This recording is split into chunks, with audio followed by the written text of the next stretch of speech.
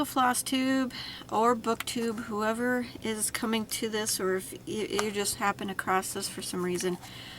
My name is Trisha. I'm known as the Left-Handed Stitcher on Flosstube. I mainly do cross-stitch videos, but this one is a little bit different. This is what we call the Flosstube Extra. I'm going to be talking about my reading, and not what I read, not, what I'm reading, but my reading logistics. Specifically, how do I find books that I want to read? How do I keep track of what I've read? How do I keep track of what I want to read? How do I keep track of where I am in series? All that fun stuff. I have 4 different tools that I use for this. So what we're going to talk about tonight is Goodreads is a website. Libby is an app and a website. Audible is an app and a website. And Excel spreadsheets. I love Excel spreadsheets. I love making Excel spreadsheets for everything.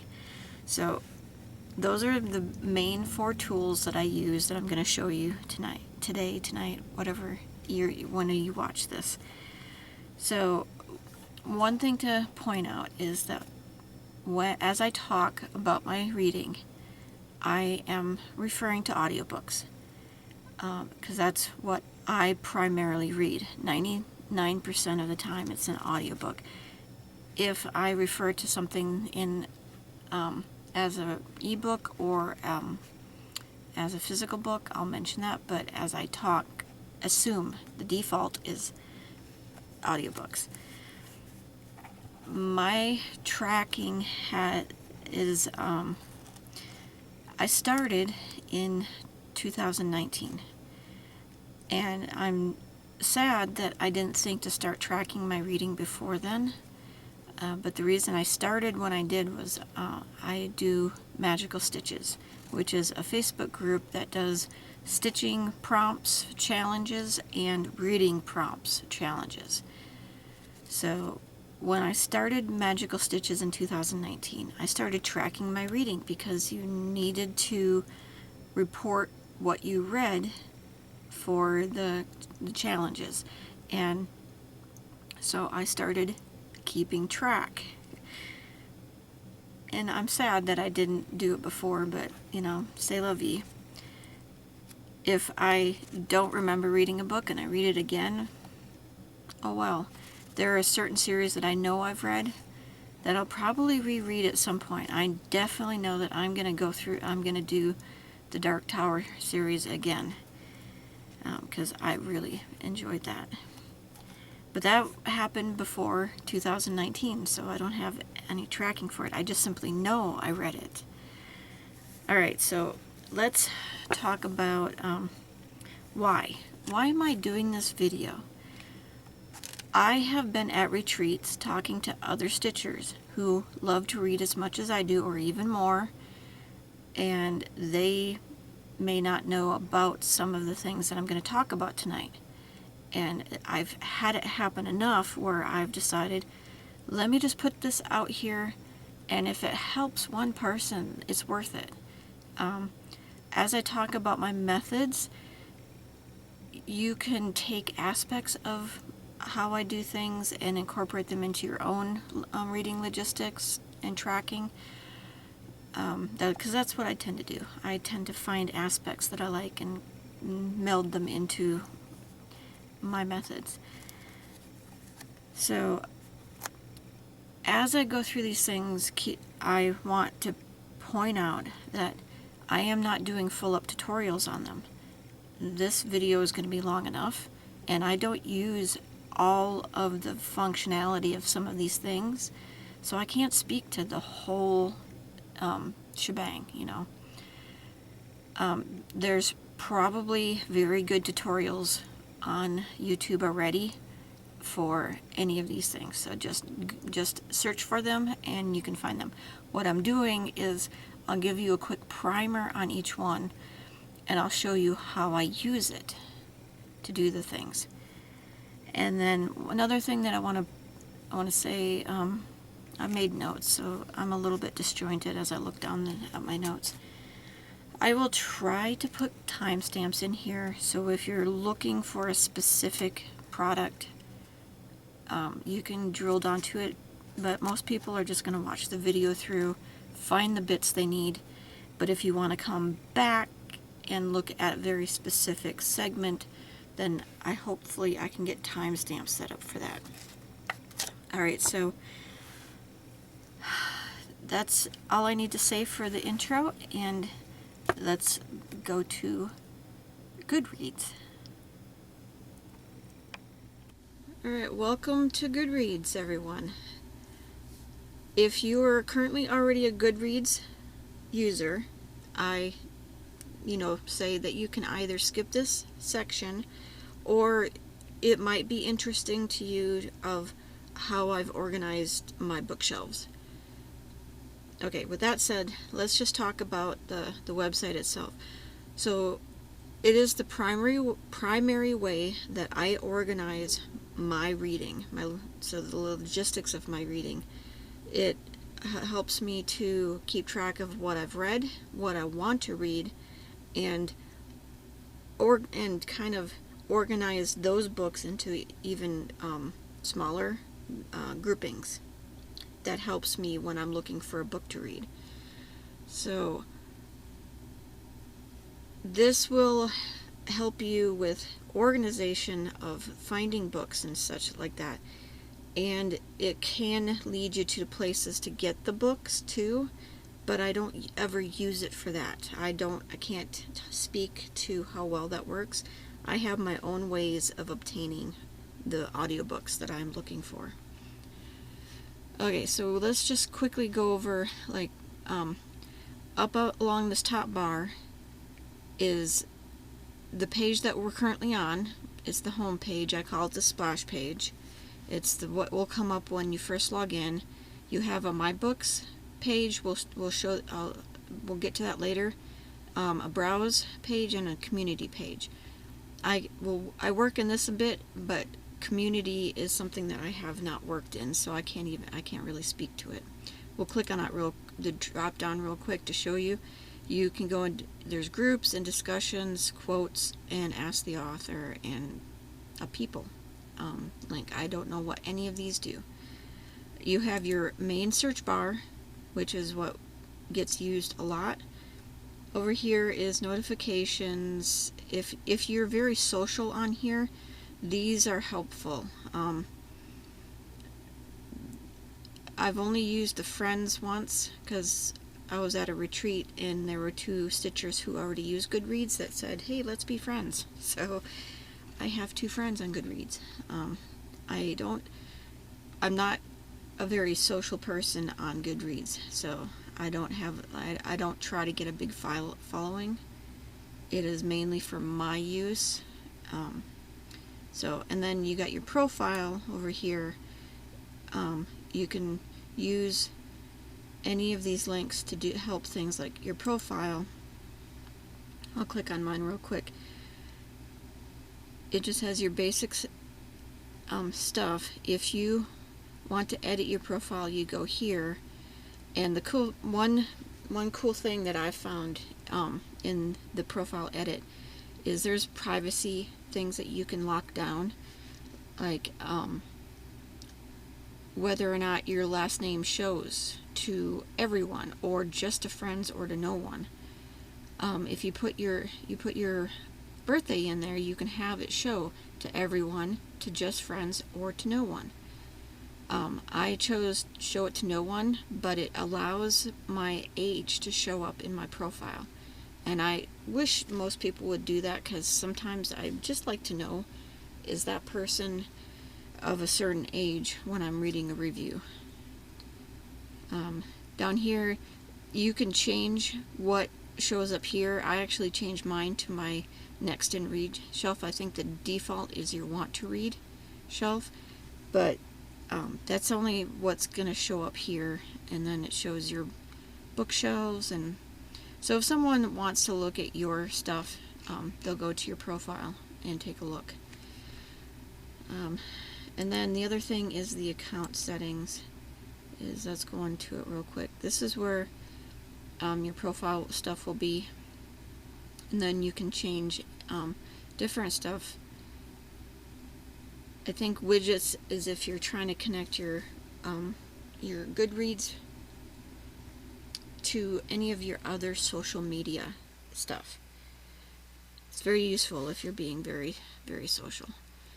I think that the apps, yes, this was important for me. You can connect any of these to your Google, or not your Google, but your Goodreads. I actually had to tell Amazon to disconnect because I share my Amazon account with my husband, and he does a lot of Kindle reading. So his Kindle reading was showing up on my Goodreads, and that just wasn't going to be. I needed to stop that because this is my Goodreads. If he wants to do Goodreads, he can do his own. Alright, so let's go back to home, and we'll talk about how the splash page is set up. So there's an ad up here and an ad right here. I don't really pay attention to it all that much. Now, one thing I can say about this is if the ad is about a book and something about it catches your interest and you want to check it out, if you click on this will take you to some place to buy the book. I prefer to do this. I go up to the search bar and type in the name and then see if I can find it. So the author is Zenobi Purvis. So it's right there.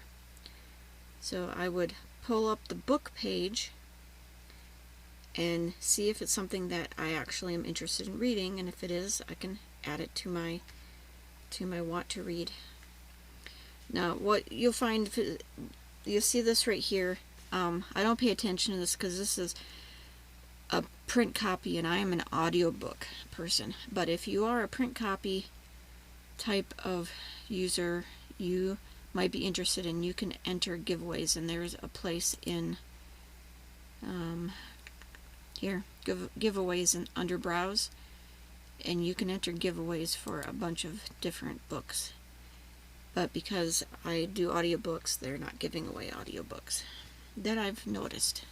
It's always a print copy. Alright, so that's one thing I wanted to show you. Now let's go back to the splash page. And I will kind of quickly go over what's the rest of what's on here. Is the left hand side is what you will pay attention to the most, or what I pay attention to the most. It has my reading challenge. This is something that I don't pay attention to. It shows what's in your want to read, and I think it's how it recently got sorted, and so generally it's just what you most recently added to your want to read list. I have different ways of finding books, deciding on what I want to read, so I don't pay attention to that. The key thing is the bookshelves. This is the part of Goodreads that I use the most, other than looking up books. On the middle part is updates and feeds. So when you have friends, you see their updates, and then you also see sometimes, and it's not going to show me one, like reading challenge here. Oh, your friend reading challenge. So occasionally what is here will show up down here. But you can also get to this in news and news and interviews. So let's click on that real quick. So here you can find lists of books that have been curated by Goodreads, and this is helpful when you're looking for a book to read sometimes. So 9 new books were recommended by readers this week. 7 mysteries by mood, from historical to deep space. So take a look at these lists see if there is something that catches your interest and start building your want to read list. And there's lots of these lists. Some, obviously as you go back they'll get older and older, but they may still be relevant to you. Alright, so let's go back to splash page. Alright, so on this right hand side, it's an ad. It's some more of the news and interviews, like what has been, I don't know what algorithm they use to determine what pops up here, but sometimes it catches my interest and I go look at it. I haven't recommended enough books, or I haven't rated enough books for them to really start recommending. I do get recommendations, I think, on my books page, but I really haven't rated, or what's the word I'm looking for? I haven't reviewed a lot of books. I'm more interested in just reading the books, but at some point I might start doing reviews. Another ad, readers' favorite books. So another, when they do their Good Choice Awards, you can see the winners from last year, and you can cast votes for this year when they start doing that type of stuff. And just some random, every website has this kind of stuff. Alright, so let's go and look at here. So update progress, and what I'll do is I'll go through, I will search for a book, I'll add it to my shelves, I'll put it as reading, and then I will show you how to update the progress and finish the report that you finished the book and changed it from want to read to have read. So the reading challenge is that it's just an annual reading challenge. You get to choose how many books that you want to pledge for that year, and it just gives you a good quick look at how you are doing in that challenge. And I'm a little bit behind because my 52 books was based on when I was reading 4 books a month, which means, in Magical Stitches they have a main book and then they have 3 reading challenges. I was reading last year's series, and so that put me right about 52 books. This year I stopped reading the main series, and so I'm going to have to chuck a few more books into my reading schedule in order to bulk my numbers up a little bit. Alright, so the big thing that I want to show is my bookshelves. So this is how it looks when you first log in, but I want to go over to the My Books page because it shows it a little bit different, and it's a lot easier for me to describe, to explain. Although the print gets kind of smaller on these. So the one thing, so I will talk about it here for the things that I need, and then I'll move back to the other one because the print's a little bigger over there. So the key thing that I want to show here is that the shelves are delineated between what they call exclusive shelves up here and then standard shelves down here. So in the exclusive shelves, your default ones are all want to read, currently reading, and read. These will show up when you first log in and create your account. I have added my Audible unread, my did not finish shelf, and a want to read series shelf, and I'll explain what the reasons why I did that when we go back to the other page. But the key thing is the standard shelves are also called tags. So you when you're looking for books, it shows up as there's tags that show up, and I'll show you those in a bit. I aren't using mine. I use mine for personal use rather than tagging books like that. So I call these shelves. And a book can be in any of these or one or more. It can be in all of these shelves if it applies. But the book will only be in one of these shelves. Okay, so let's go back to homepage, and I'll show you. I'll talk about how I like to organize, and I've done a reorg of this recently, because as I've been using it, I have learned what works for me and what doesn't. So, alright, so the Audible unread shelf I created that because I needed some place to organize all of the books that I have in Audible that I haven't read yet. And I like to have them separated so that I can look specifically at those and try to use up what I have already paid for. Let's put it that way. The did not finish is obviously books I did not finish. And what I will do from time to time is I will look at that list. It's helpful to me because it reminds me that I didn't finish the book.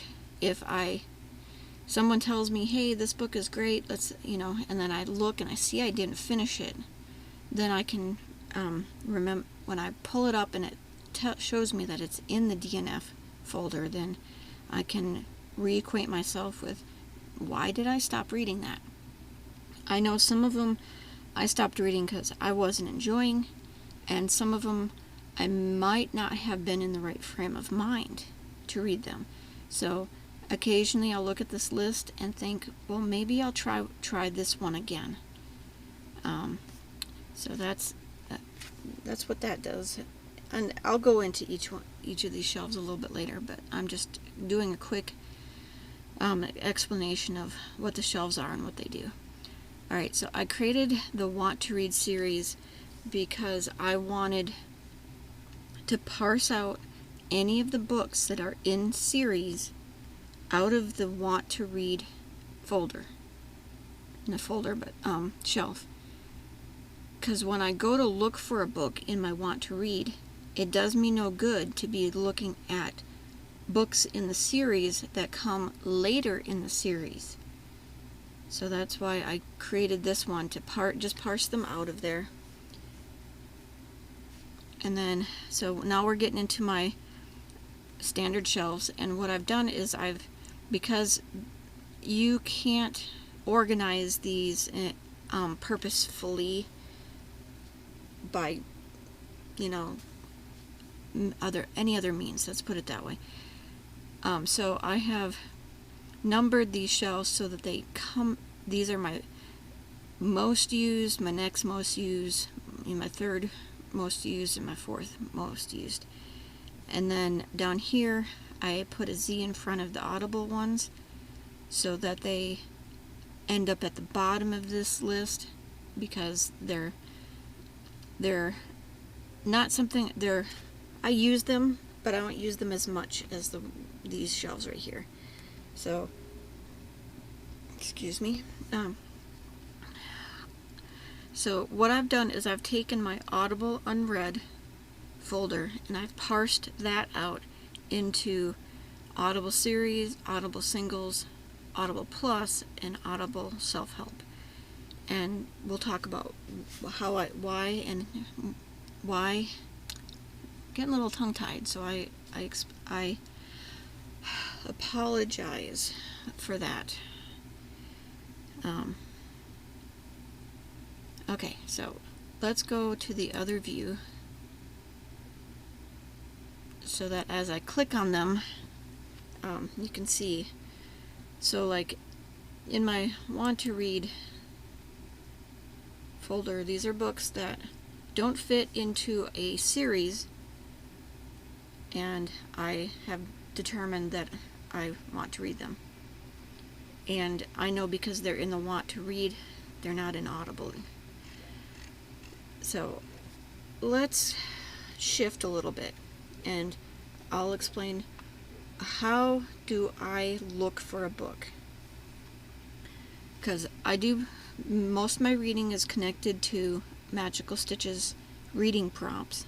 And if you're not familiar with Magical Stitches, it's a Facebook group that does stitching prompts and reading prompts. So every month we get reading prompts, and some of them are a word in the title, and some of them are a color of a cover or an item on the cover, or something more intangible as far as aspect of the story, a character in the story, a location of the story, that kind of thing. And so when I get a prompt and I'm looking for a book, so the first place I go is my next in series. So these are book series that I am working on, and I like to move my series along as much as I can. Like the one year that Magical Stitches did a genre book challenge where you had to read books in certain genres, or you had a list of genres to pick from, and then you created your own list of what genres you were going to read. That was an awesome year. That was so fun because I got some of my series moved along so much. I was like, yes, I loved it. Alright, but as it is right now, this is the first place I look. And so, say that the challenge is a book with the word day on it in the title. So I look through here and I see, oh hey look, I have one right here called Day Zero. And I will probably, grab that one. I'll look through and see if there are any that fit and then I'll decide between the ones that are in here. Alright, so then I might get a book with an animal on the cover. Oh look, there's a bear on this cover. Go down through. I don't know if you can see I think you can see Princess Donut right there, or not. Anyways, there might be a animal on this one. I would consider a dragon an animal, so that then I just decide between these books which one I want to read.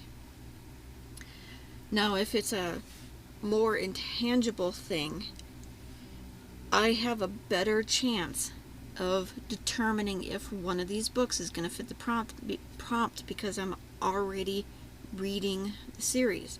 I know what's going on in that series. So I have a better chance of finding one of these books that fits one of those prompts. Alright, so if I'm looking through here and I don't find anything here, the next place I go is my first book new series. Because I love my series, and I currently have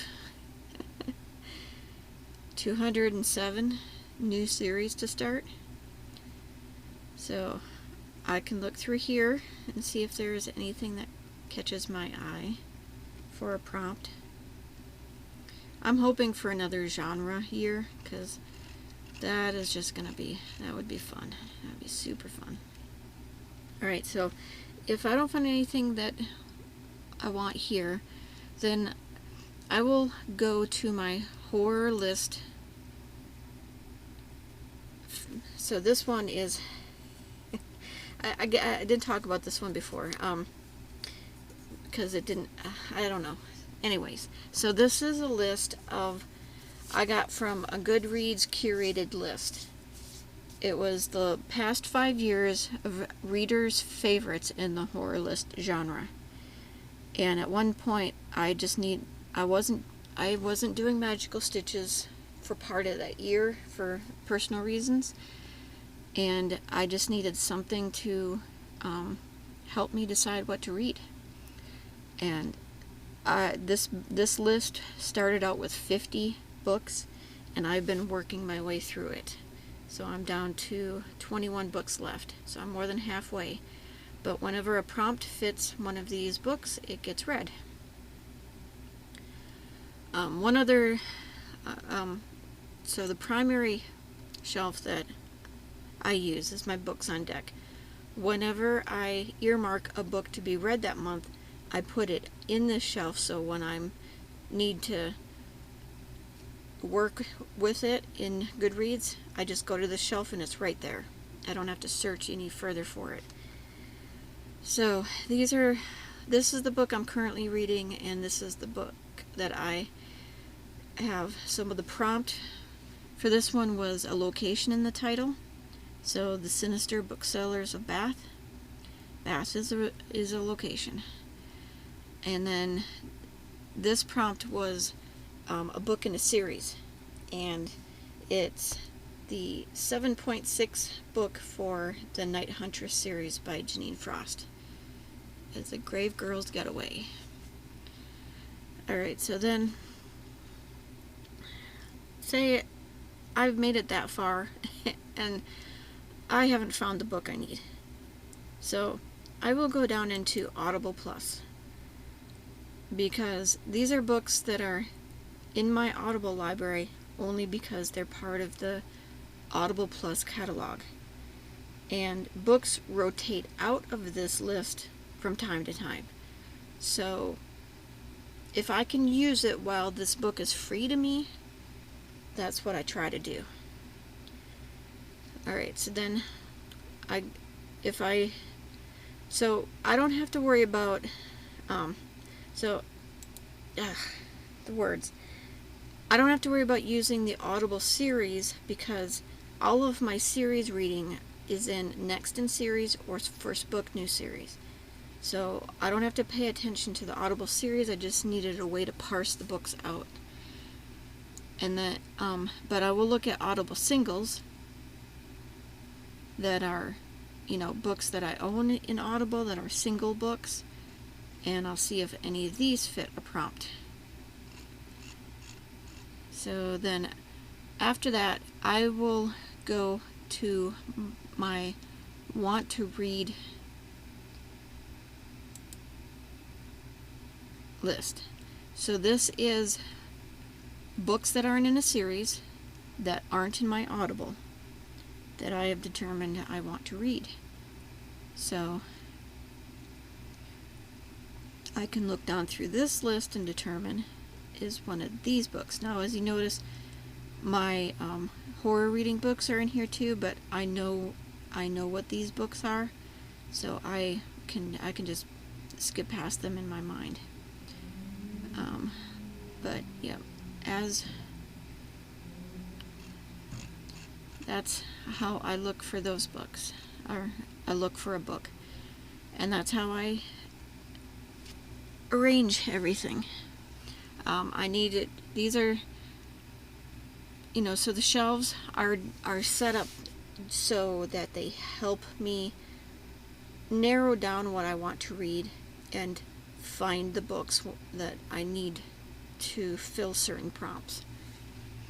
Now, one thing, what we'll do right now is we'll find a book. So I'm just going to find a random book because I think this was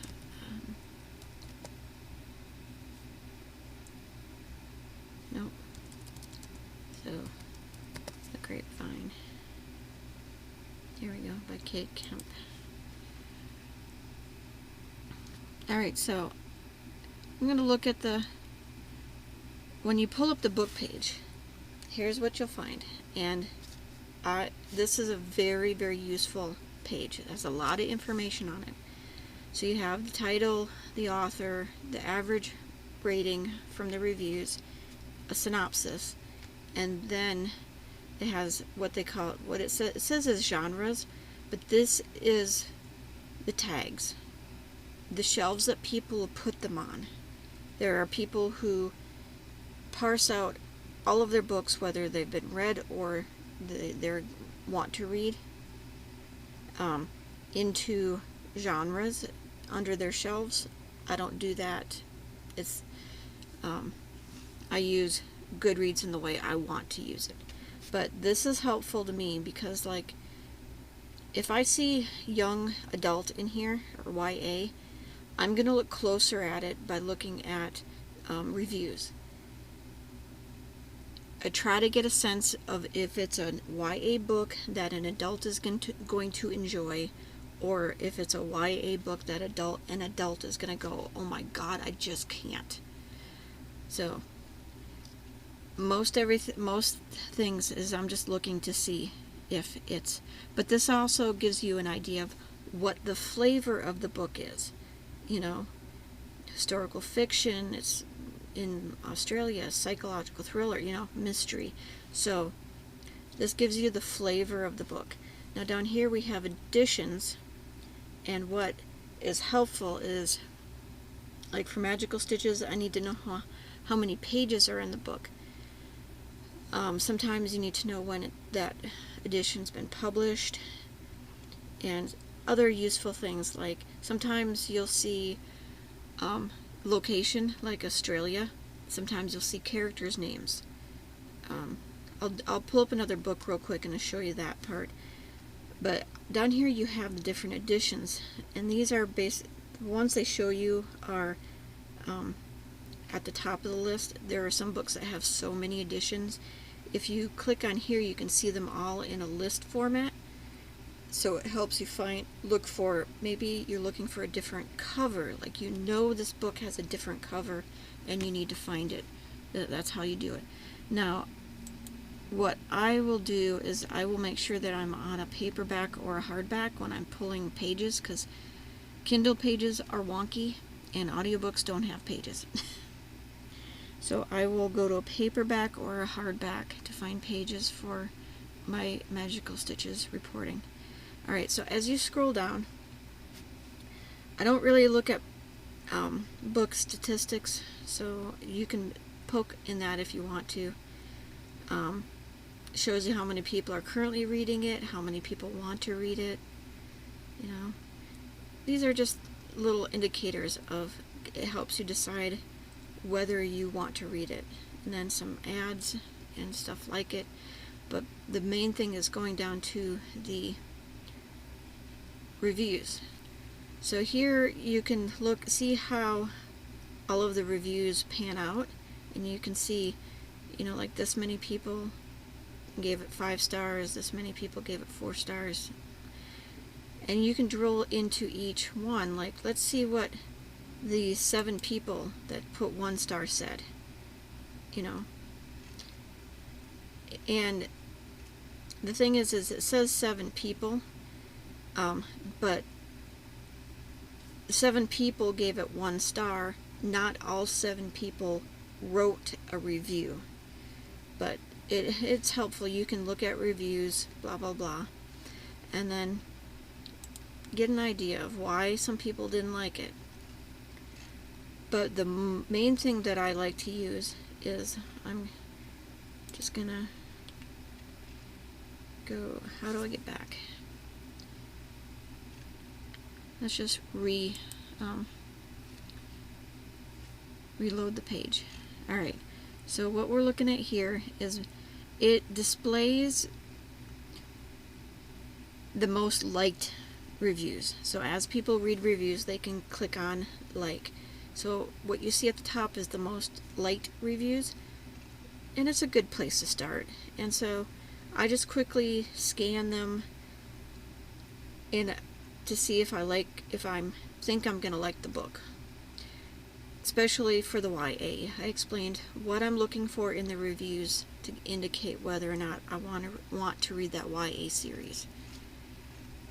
Alright, so let's quickly look at another book that I know has a bunch of information. Alright, so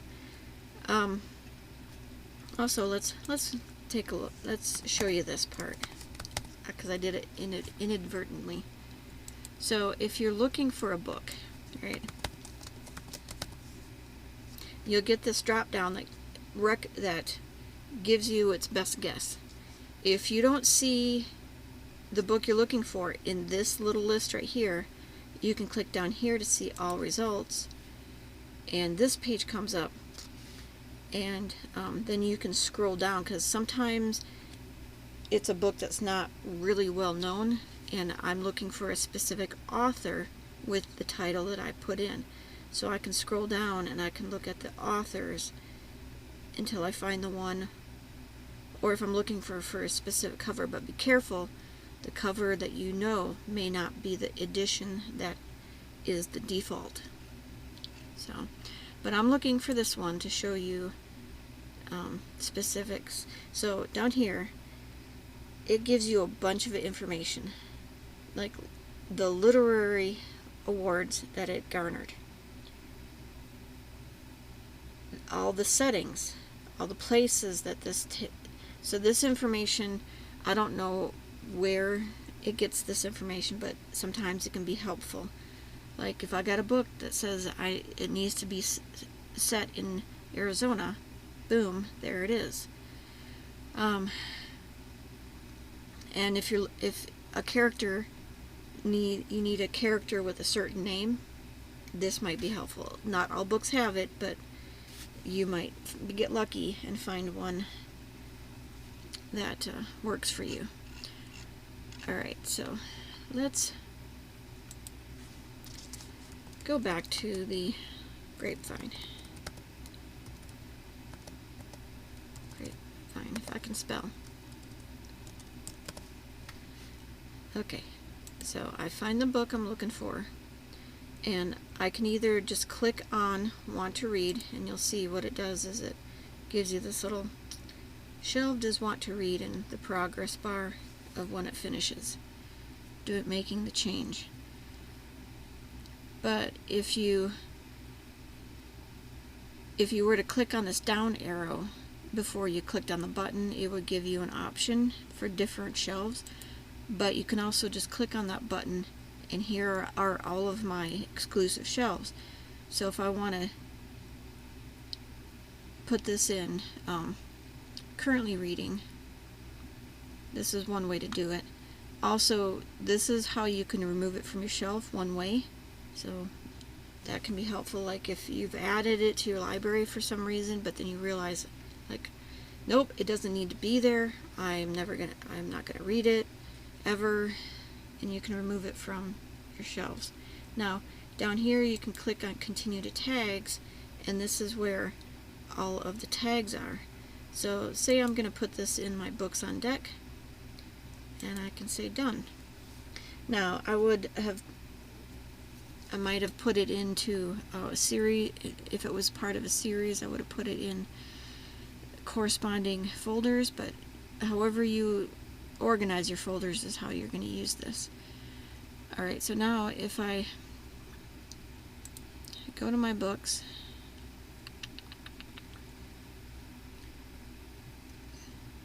sorry about sometimes the internet in this room isn't very good, so it kind of gets a little laggy. Alright, so if I go to my books on deck and say, I'm done reading this one, I'm going to start reading this one, I can come here and just do this drop down to change it to currently reading. Is another way to give it the currently reading. So now when I go back to this home page, you see here it's showing in my currently reading is the grapevine. Well, let's say so when you click on update progress, if for whatever reason you read multiple books at a time, this is how you can keep track of either page numbers or percentage. I think the percentage applies more to audiobooks, but who knows, maybe your e-reader also gives you a percentage. I don't know. But the thing that I generally use is I'm finished. So I click on I'm finished, and it takes me to the page where I can choose what shelves it remains in after I have. So what I'm going to do is I'm going to take it out of books on deck. So the only shelf it's going to be is in my have read folder shelf. If you organize your have read into multiple shelves, this is where you can make those choices as well. This is where I can, the first chance I have to put in a review, but I don't do that. Now, the things that I pay attention to is the dates. So my date started, my date read. Now, say that maybe I started reading this a few days ago, so I can change it here to reflect accurate dates. Now, if you've read this book more than once, you can add another line in this. Yep, you can add another line to put another set of read dates on here. But I'm going to click out of that. Here's a spot you can put in private notes. I can think of many reasons for it where that could be helpful. And if you're someone who likes to keep track of whether or not you own a copy of a book that you've put in your want to read, you can do that. And you can also, like, I'll show you from another way. Now, here's another place you can remove a book from your shelves. And then over here, you can choose to add it. You can post it to your blog, and you can choose to, I can uncheck this so it doesn't show up in my update feed of my friends. But I don't use any blog for my reading, and I think my friends would like to see my reading. But for this one, I'm going to uncheck it since this is just an example. I don't want my friends to think I read this book. So we're going to undo that, and we're going to click boom. And then this is kind of what I call the acknowledgement page to verify that yes, it made the change. You can see the different dates in which you started reading, shelved it, as to read, put it in any shelf, and the date you finished reading. And then down here you can put your comment as well. I don't think this is a review. I think this is just a comment on the book. Like if you want your friends to see a note that you want them to see about a certain book. Like, hey guys, this book was okay. I just needed it for a prompt. Or, hey guys, this book was awesome. You know, kind of help people zero in on books. So I'm just gonna say post. Oh, wait. Never mind. Duh. Okay, since I didn't add anything, that's not going to do anything for me. So I would just go back to my books or wherever you need it. So let's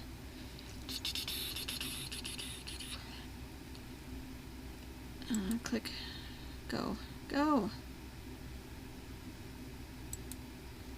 Alright, this is a good chance for a drink break. Alright, so now let me go to my read list, and we'll show you how to remove a book. So I know from looking at this is sorting it from okay, so when you look at this part right here, you have a choice between tiles, which is the thumbnails of the covers, or a more detail list. And this is where I can change the order in which I am sorting. So I changed my date read, so now the most recent ones are on the top. So what I want to do is I can either go here, click on here, and remove it from my shelf, or we can just go back, and over here you have an edit, which it will take you to kind of that review and date page, and here you can remove it from books. But I'm curious as well, I think this right here, yep. Are you sure you want to remove this book from your books? This will permanently remove the book from your shelves, including any review, rating, or tags or notes you've added. To change the shelf this book appears, please edit the shelves. Okay, so I want to remove it because I didn't read it, and I don't plan on reading it right now. yeah, I might, looked kind of interesting, so I might look at it later and decide if I want to put it to my, and you get a little acknowledgement that it was removed from your books. Alright, so we've gone through how to add a book, how to put it to your shelves, how to make it currently reading, how to remove it. Let me think, is there anything else? Okay, so on this view right here, you can click on settings, and there are a lot of options for the columns that you see. So you decide what columns are that are useful to you. These are the ones that are useful to me. And then you can also change how many you see per page, what of these columns it's sorting on, and whether it's ascending or descending. And then you click the save right here. So there's different ways that you can arrange the sorting of one of your shelves when you're looking at this view. And then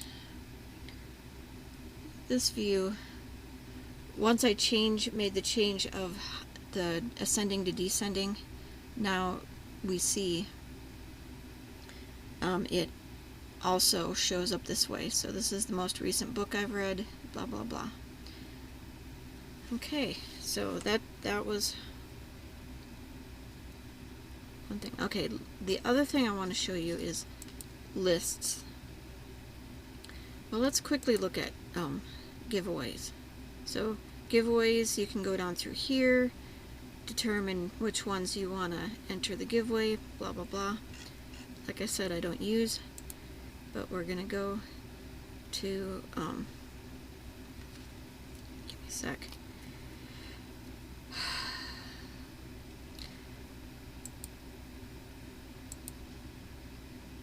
Okay, so these are other ways in which you can find books to read. So recommendations, choice awards. This is where you get to the choice awards, where you can cast votes, recommend books for this year, and see past year's results as well. New releases. So if you like to see what's being released and try to get on any list, like if you want to put it on hold at whatever library you use. Now, the one thing that I tend to use is lists. So these are basically the tags, and people have created these tags and these lists. You can create your own. You can vote on list, and you can like list, and then see which ones you've done those things on. And so let's just look, say I need a cover that's yellow. So I'm just going to type in yellow, and I'll see what lists populate. Now, keep in mind that sometimes this is a little hit or miss. The title of a list is what the user chose when they created the list, and some people just get overly creative. Let's put it that way. But ones that can be helpful to me: yellowest books ever. Books with colorful. If I need the word yellow in the title, that might be helpful. Blah blah blah. You know, smiley faces on the cover. That might be helpful. All right, so let's look at something else, like using lists. Actually, let's go back to that. I want to show you over here. You can browse by tag as well. So, like if you're looking for cover, different cover things, here are, and as you can see in this genre, there is 77 pages of different cover lists. But they can be helpful. One thing I was going to show you. So depending, if you're looking for something specific, like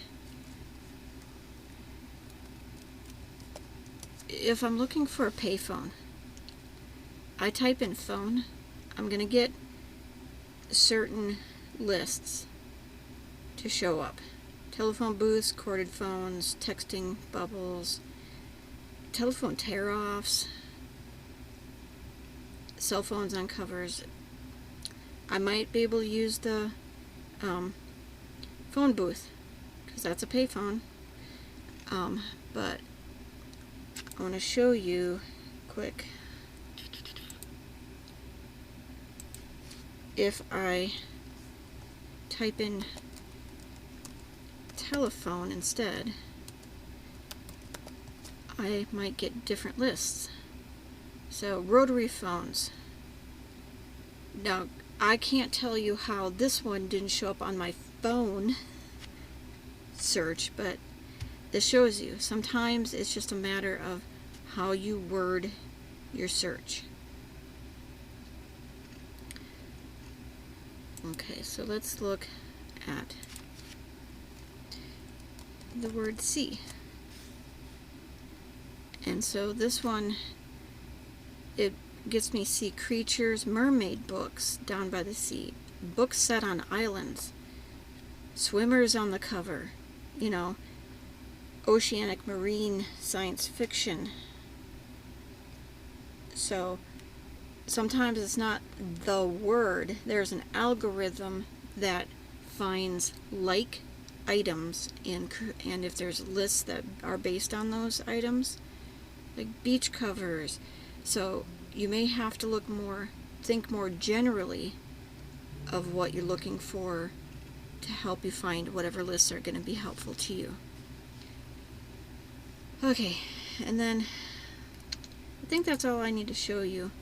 I would say if you want to get in any discussions or join any groups, that's something that you need to decide. Alright, so let's go to home, back to home.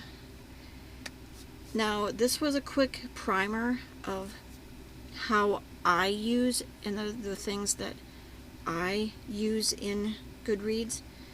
If you have questions about things, either there are other tutorials on YouTube that show you Goodreads, all the nooks and crannies. I would recommend go find them, or you can ask me, and if I can answer your question, I will. Alright, so that's it. I hope you guys enjoyed this section. One other thing I wanted to say. Goodreads is not the only place that you can do the tracking like this. There are other things, like on YouTube I found someone who was using Goodreads and its competitor simultaneously for a year, and she did a review, and so that's how I know that there are other ways out there of doing this particular thing. I just have really enjoyed how Goodreads works, and I'm so used to it. That's basically how I'm gonna keep using it until something better comes along.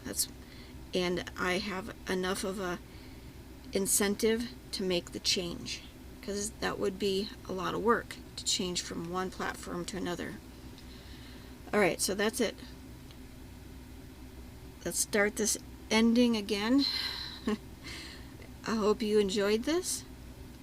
And the next thing we're going to look at is Audible. Alright guys, so welcome to Audible. Audible is a website that also has a corresponding mobile app. But as with the previous website mobile app combination, the mobile app has less functionality. So it's useful, but I like to use the website for most things. Alright, so Audible is how I obtain audiobooks, is one way.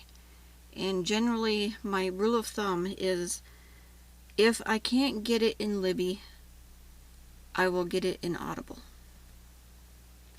So I have to pay for Audible, but Libby is free, so obviously I check Libby first and then I go to Audible. And I like to have Audible because there are some of the series that I want to read that are only available in Audible. So I have been using Audible for several years now. And so let's talk about when you sign up for Audible, you can choose your level of subscription. So there are monthly subscriptions where you get 1 or 2 credits each month. And then there are annual subscriptions where you get either 12 credits for the year or 24 credits for the year, depending on how much you're willing to pay. I like my audiobooks, so I have the annual 24 credit one. So we'll come back up here and talk about these things, but I want to talk about show you how to use the website. So you have your library up here, your wish list, browse options, and I generally don't use these. I'm looking for specific books, but if you're using Audible to browse for books, these are some good options for you to check out. You have the deals page, which you can also see down here they're doing the 2 titles for 1 credit sale.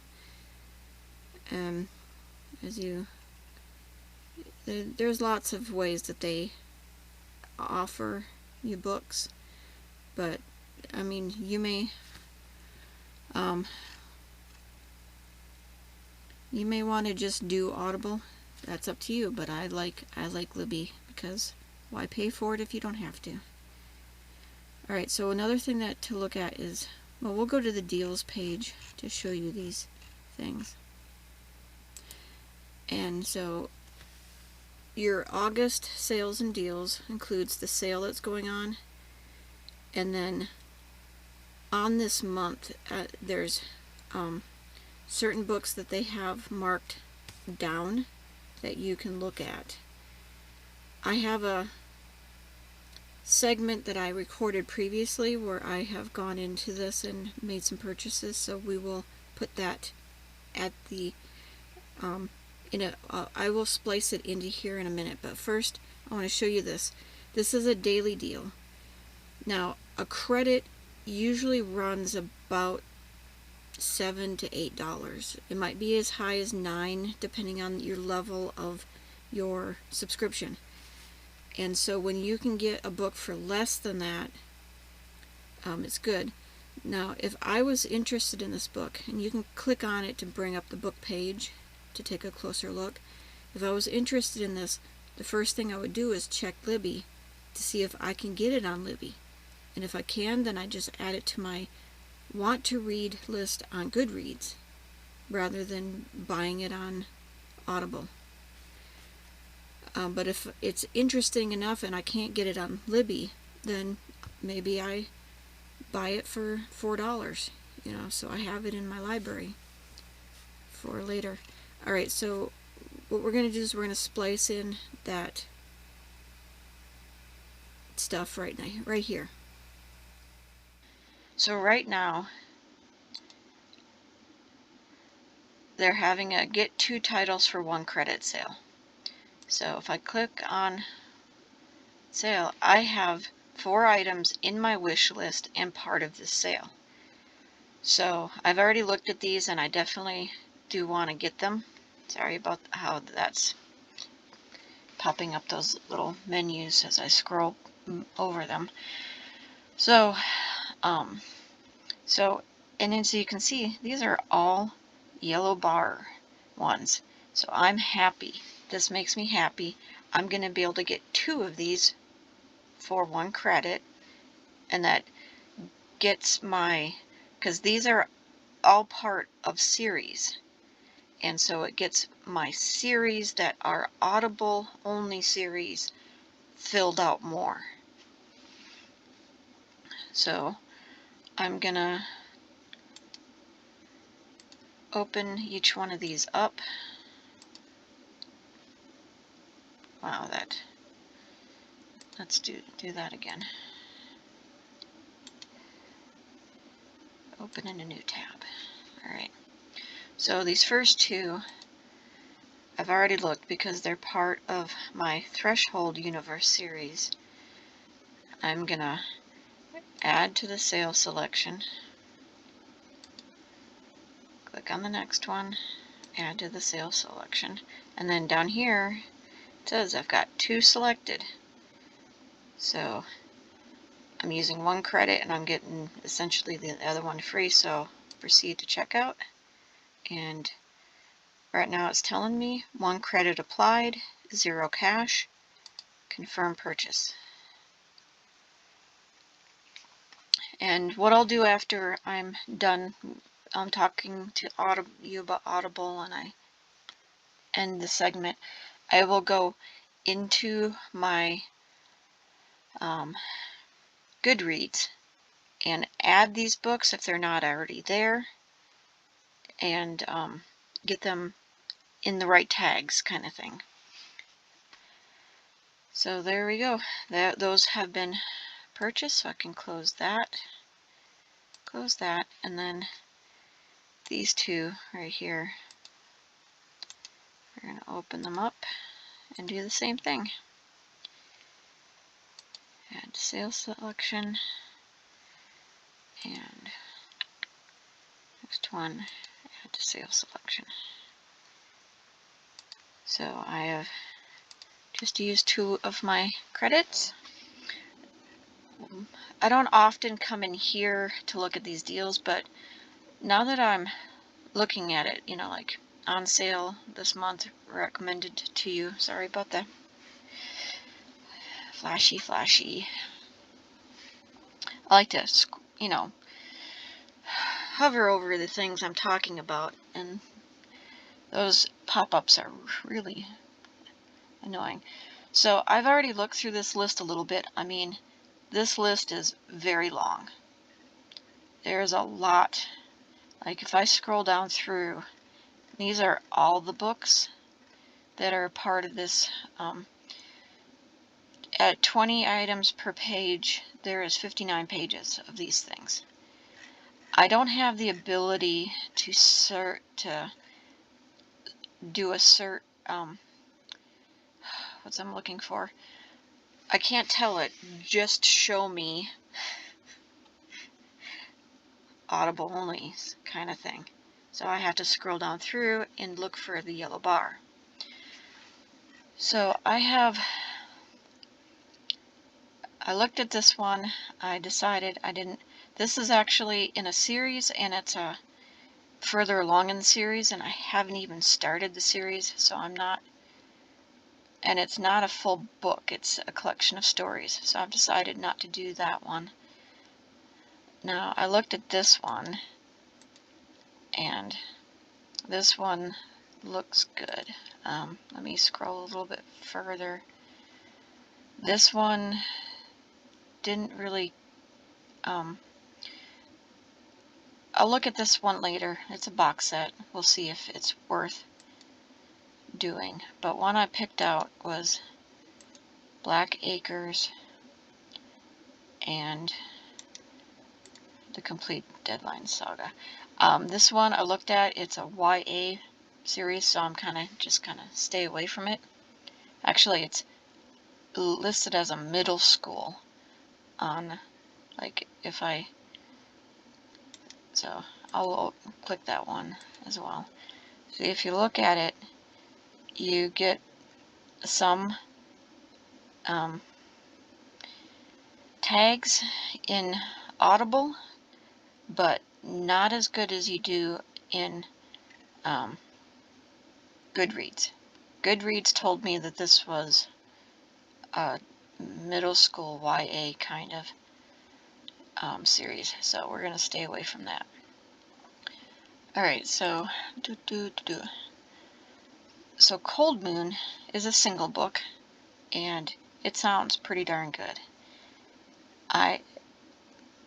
So what I have to look at is at $5.99, is it a good buy? Let's put it that way. It's less than I would pay for a credit, and I can't get it in Libby. It sounds like a really good book to read, and it offers quite a bit to me as far as prompt material. So it has good words in it as the title. It has an interesting book cover, so there are things that kind of get me to lean towards what I could do. If a book interests me, I can always put it in my wish list, and then whatever year I have extra credits that I need to use up at the end of my annual subscription, it might be one that gets pulled. But I think today I'm gonna add it to the cart, and then we'll check out later. So because I'm looking at this one, Black Acres. So if I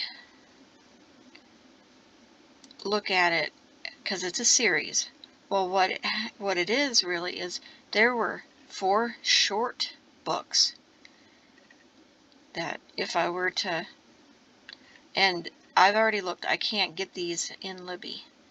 So if I could get these single short books in Libby, I would do that, but I can't. So they've combined them into a full length. So 9 hours and 20 minutes, that's a standard length for an audiobook. And, I figure, and the reviews on it were really good. So, and the genre of it is right up my alley. So I'm going to,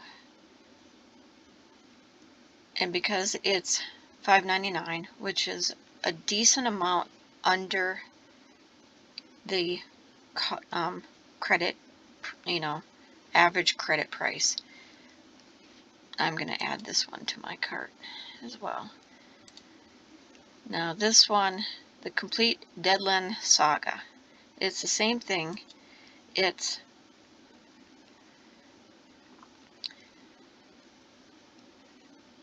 a compilation of 3 books, and the compilation is only on Audible. I've checked, and I can get the print books on Libby, but I can't get the audio books on Libby for these 3 books. So, and I like the synopsis and the reviews of it. So and the thing is when I go to do prompts, I'm not going off of this one. I'm going off of these as the parts. So this one will go into my series to read, and when I get to it, I will listen to that much of it for whatever prompt, and then this next book will be my next in series. So that's how it will work. I'll just have them all in one. So I like that as well. Alright, so now let's go to my cart and make sure that when you're going to check out, you make sure that this right here is on what you want it to be on. I don't want to spend a credit on these because they're actually lower than my credit.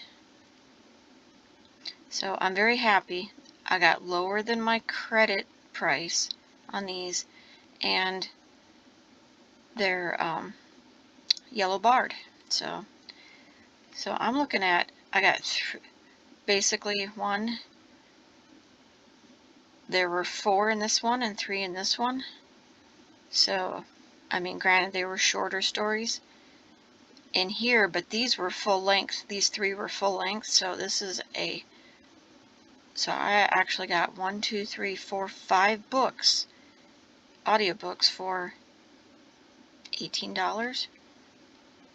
I'm not going to click this right now because it will probably show you my credit card information, so we're going to leave that until I'm done with this segment. Alright, so now that you saw that clip, let's talk about the Plus catalog. The Plus catalog are titles that are included with my membership.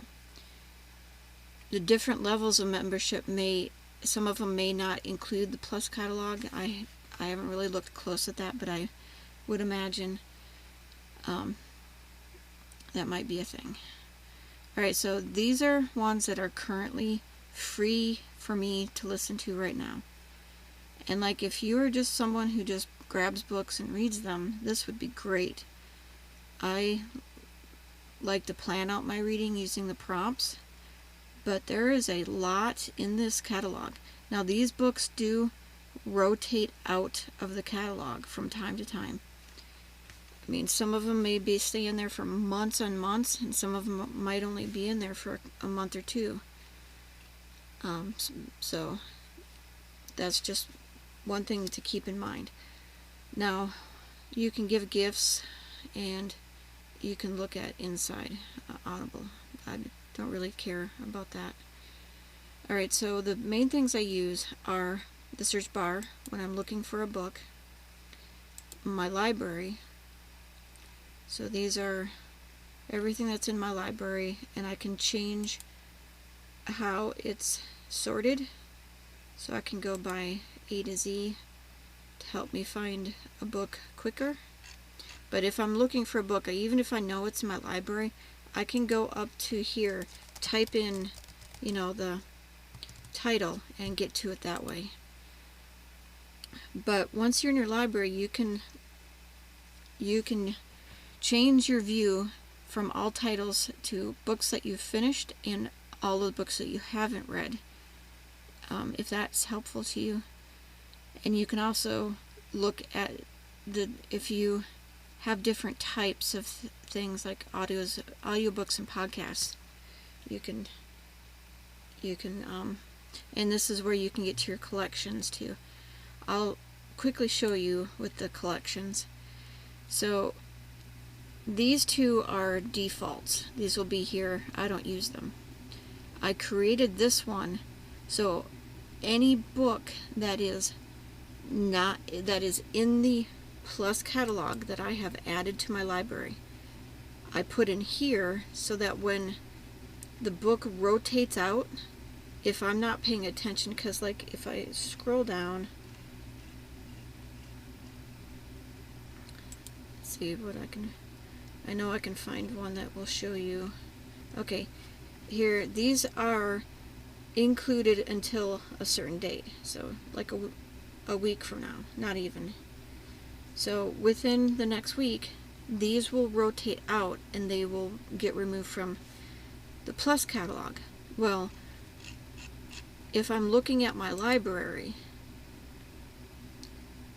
and I scroll down and I find one that shows that it's no longer available, I want to check to see if it was a Plus. This is how I can check to see if it was a Plus catalog. I can go to my Plus catalog collection and see if it's there, because if I have an audiobook that is no longer available that wasn't a Plus catalog, that means that something that I paid for got removed from my library, and I need to notify Audible, hey, I want my money back, or I want my credit back. Let's put it that way. So this is how I keep track of those things. I recently did a reorg of everything, so it's so that it just works better for me. Alright, so this is, like I said, this is where you can get to collections, and this is the only collection that I use. You could parse out your entire library into different shelves. Let's put it that way. This is how you would create shelves in Audible in order to organize your books. I do my organization in Goodreads instead. Alright, so the other thing that I'm always using is the wish list, because I'm not always going to just buy a book that I want to read.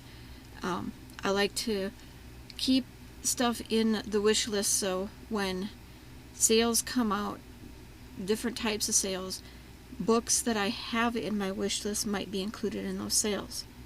So recently I had 4 books in my wish list. I think you'll have seen it in the clip that I added, where they were in the 2-for-1 sale. And so I was able to get 4 books for just 2 credits.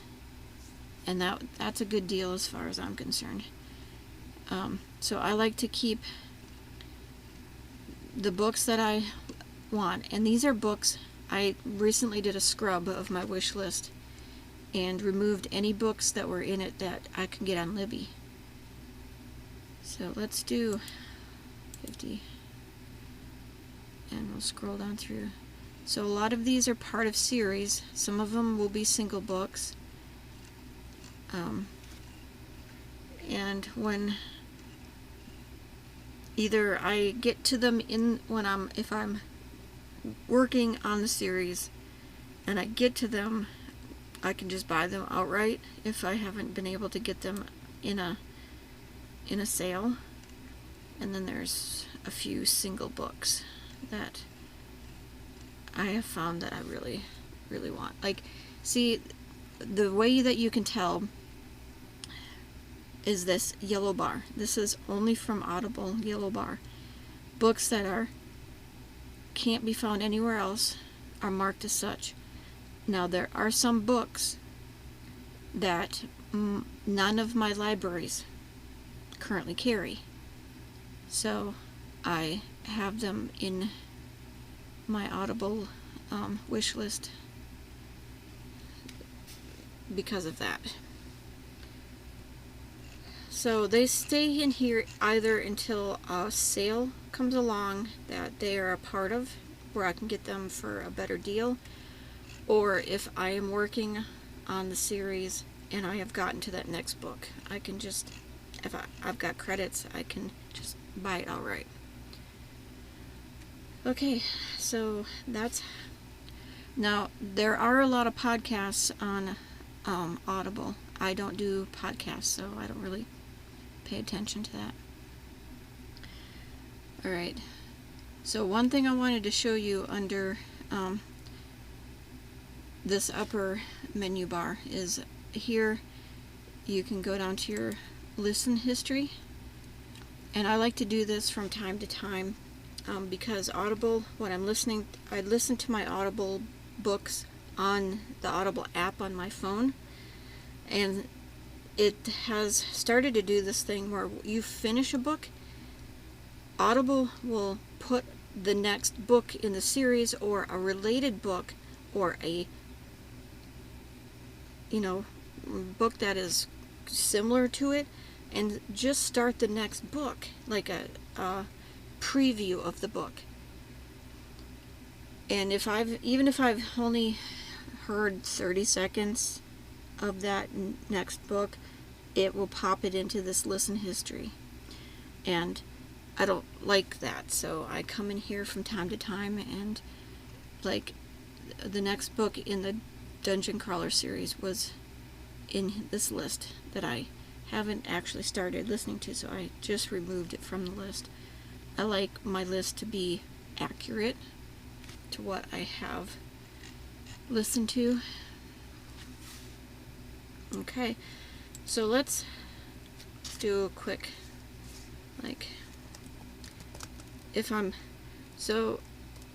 let's pull up a book page and we'll take a look at that.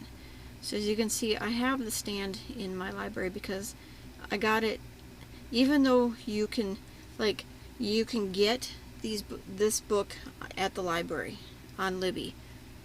There was a good deal on this, and I bought this back when I wasn't so good at checking if I could get it in Libby. Let's put it that way. But I've gotten much better at it. So this is what the book page looks like. And because it's in my library, I can just play it from here if I wanted to listen to it on my computer. You can also do a preview, like if, let's find a book that I don't already own. Let's do new releases. Alright, so let's click on this. Okay, so a book that I don't already own. This is what it will look like. You know, you got your title, you got your author, you got who was the narrator, what Audible users have rated it at, and then these right here. If you see buy for 1 credit, that means you don't own it. If it says in your library, play, and then in your library, you own it. If it says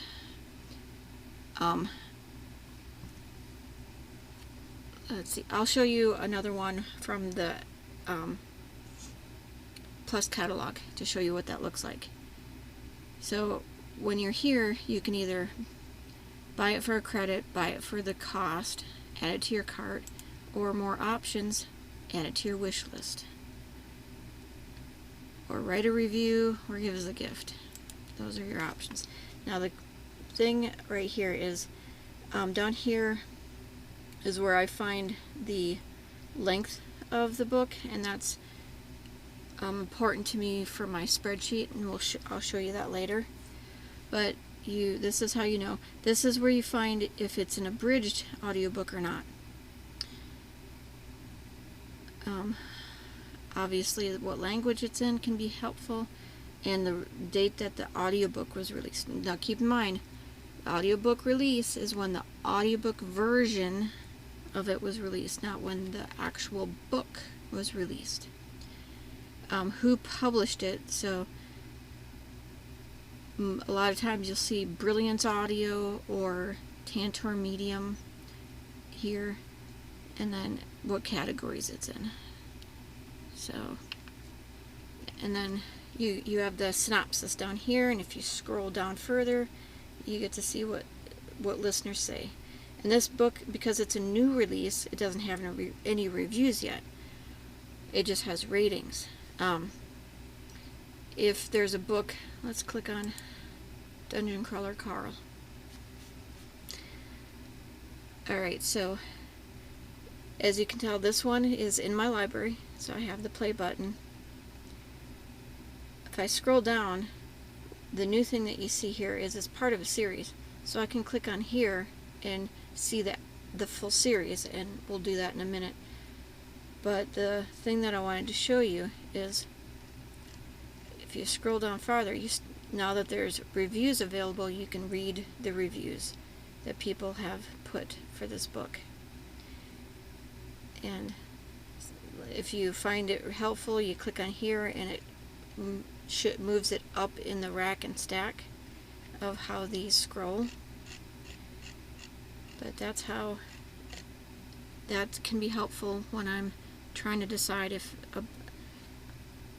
the audiobook, so like if I'm in Goodreads and I'm reading reviews, I have to keep in mind some of these reviews were people who read the physical book or the ebook. If I want to know if the audiobook is good, I come to Audible and I read these reviews, because it might be a great book, but the narrator might have really sucked. So that's good to know. Alright, so let's go quickly into the series list. And here you can see what the book number of the series is, and scroll down through and see all the books in the series. And this is helpful when you're looking at a series. You can see the status, like number 1's in my library, number 2's in my library, number 3 is in my wish list, number 4 is in my library, number 5 is in my wish list, number 6 is in my library, and number 7's in my library. So some of these I was able to get on sales, so that's why I have some of them, and I don't have others right now. But I am currently working. This is the next one to read. When I finish this one, if I get to a prompt where I want to read this one next, if I haven't gotten it already, I can just go ahead and buy it with a credit right then and there. But that's that. And then let's go into Plus Catalog real quick and click on one. So this book page, what you see is different. It shows an add to library and a play button. This is when you're searching for a book in, the general search bar and it pops up like this. This is how you know that it's in the Plus catalog. And then let me look at library. I'll show you. Hopefully I don't. So as I scroll down, you see here it says listen now, and then listen now, but it has a remove button under it. This is another way for me to know that what book that's in here is in the Plus catalog, and it's only in my library because of that. Now when this book rotates out of the Plus catalog, it will not have any way here for me to know that it was part of the Plus catalog. It'll just simply say no longer available. And I don't know what, I don't know specifically why. Was it a Plus catalog and it rotated out? Was it a book I paid for? And for some reason, Audible lost the licensing to it, that kind of thing. Okay, so that's pretty much everything I wanted to show you in the Audible website. Alright, so the next thing that we're going to look at is Libby.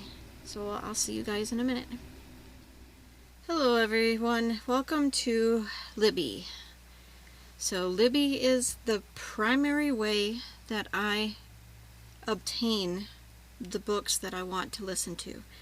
Now, Libby can be helpful for audiobooks and ebooks. So this is more helpful to more people. Libby started out as an app, so its website version looks just like the app. And so that's why I have my screen sized so it looks more like my phone. I think it's more helpful for you to visualize, because you're primarily going to be using it on your phone, or I primarily use it on my phone. So this is what it looks like when you first log into it. One thing for you to know that so how do you get Libby? Libby is the app, so you go to whatever app store that you use and you download the app and you log in. The other part to it is, so down here on here, I'm going to click in the center part, and this is where it shows what libraries I'm currently connected to. So you have to go to a library, get a card, make sure they know that you're going to use Libby, and Libby might also call it Overdrive, because the app used to be called Overdrive, and the company that owns Libby is called Overdrive. So I just needed to pass that along in case it's helpful to you. When you log into your library's website, sometimes you'll find the information for it and it's listed as Overdrive instead of Libby. Alright, so you get a library card, and then when you first log in, it will ask you if you want to add a card right off the bat. If you have one, add it. If not, come here. Or if you have more cards to add, you can add a library right here. And so let's quickly look at that. You can search for it, and we're gonna do, like, I want to look for Santa Fe.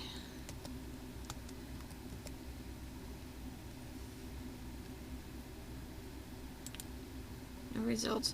So Santa Fe is going to be called something else. So let's look at Rio Rancho.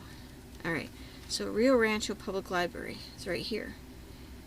I don't have a card with them yet. I do plan to drive up there someday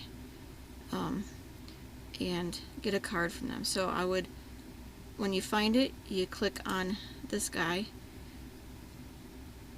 and you say, sign in with my card. I don't know if this would work at all.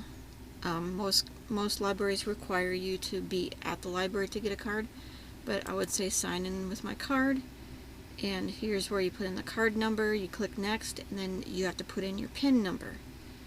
Sometimes it's a PIN that you selected, and sometimes they tell you, like one library says it's the last four of my phone number that I registered with, and one library said it's the last four of your card number. But other libraries have said, here, put in your PIN number. So that's where that is. Now I'm gonna go back to my home screen right here. Because this is an app in Libby, okay, so Libby is designed, I think it's more like an Apple product than an Android product. So, anyways, down here you have your search function. This will pull up the libraries page for the last library that you clicked on here. So, and this can help you find books. If you're just browsing, it will help you find books. Like one thing that I find is probably pretty useful for people is to find, you can change what you're searching for. You can say, I want to see all the available books, but I want to see all the available audiobooks too.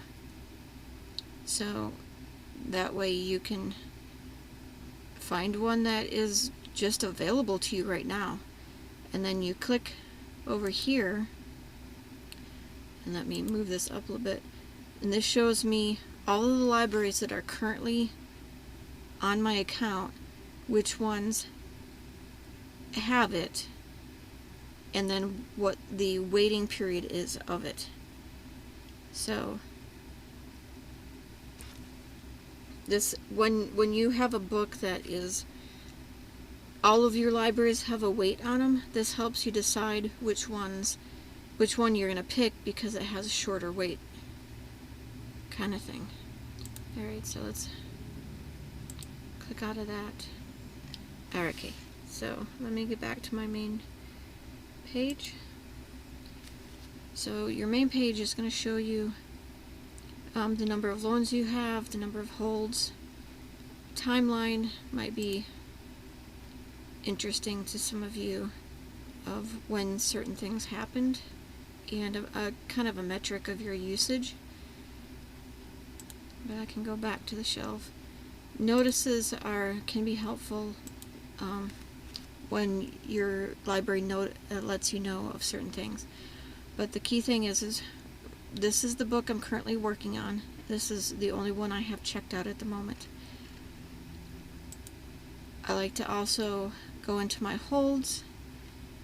You can see what you have on hold, and one thing that I've found is helpful is if I know I'm going to be reading a book anytime in the future, I get it on hold, and then I can push it out for as long as I need.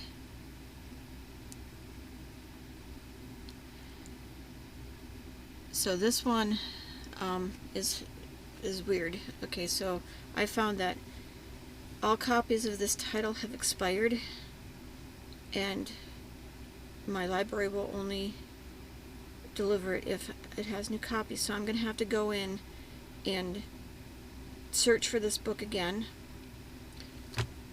and pick a different library. That's the first time I've seen that, but that's just good to know that that kind of thing happens. So like this one I just added recently, and the closest that I had was around 25 weeks. So it tells you I am 27th in line. I started at 28. There are 2 copies in use and 33 people waiting in total. which means if you split that in half, because of the 2 copies, there's 17 people waiting, and they estimate that it takes people about 2 weeks to listen to a book. I think this one, because it's 31 hours, is going to take a little longer. But I just got it in my hold because I know at some point in the future I want to listen to this.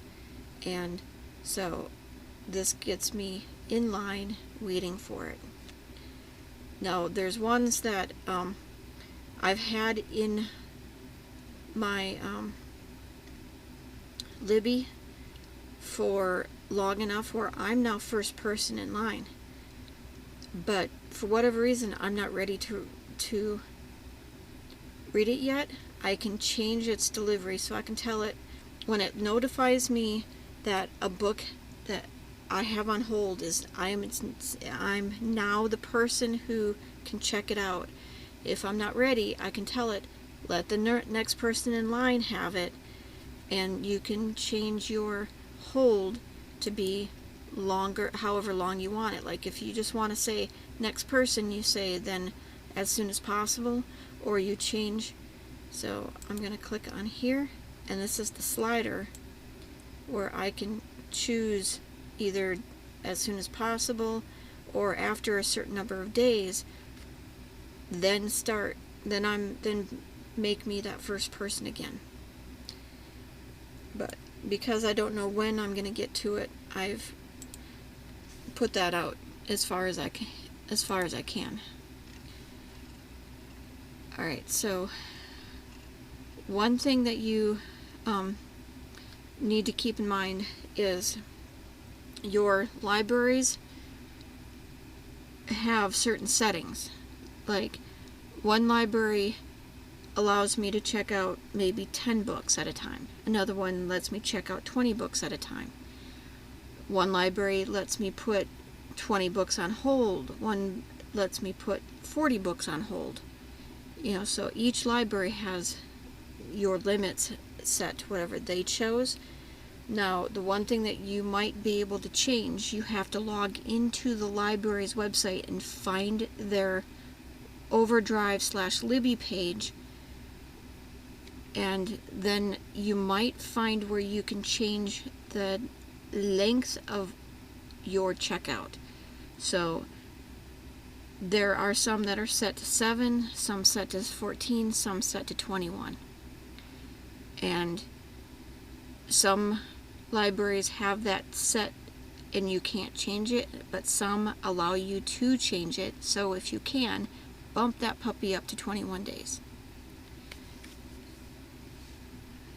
One thing to tell you is when you have a book checked out and you're reading it, if your time of checkout ends and no one is waiting for that book, you can recheck it out at that point.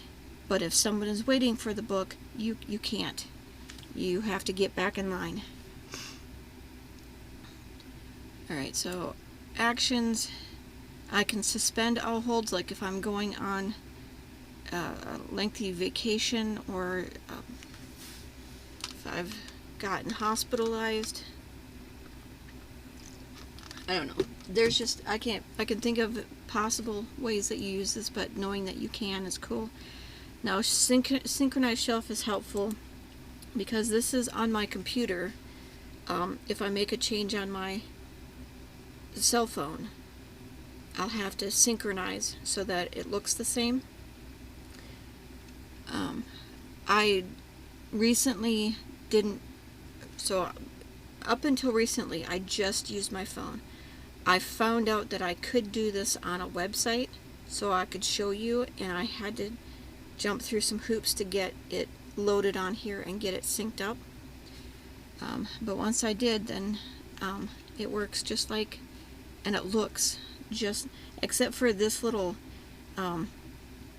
navigation bar at the top for the website. This is how it looks on the mobile app. Alright, so if I want to look at what I have, like I can sort this list or parse this list by any of these things.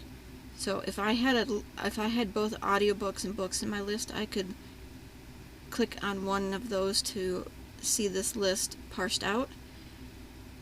Like if I just want to see what I have in set for my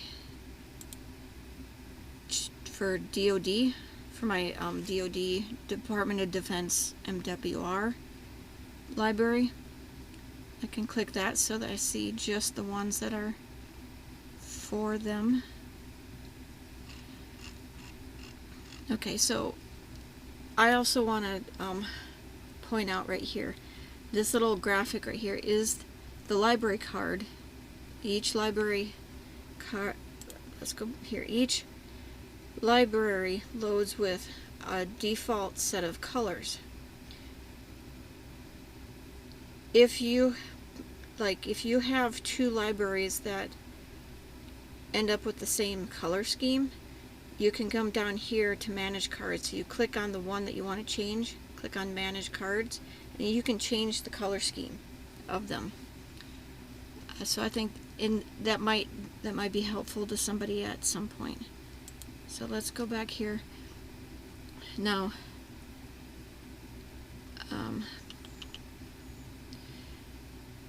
there's little graphics within the card, like this one means that there's a wait time. That little pause symbol means that I've paused it. Let's go find another book to show you. Like if I remove this filter. Nope. Alright, so if I go back to, there we go, back to the library, I'm looking at all the books now. So let's go for newest. And you can see over here there will be a hold. If you want it, you got to place a hold, and you see place a hold here. This little graphic shows, I believe it shows how many people are waiting, or how many weeks you would be waiting for the book.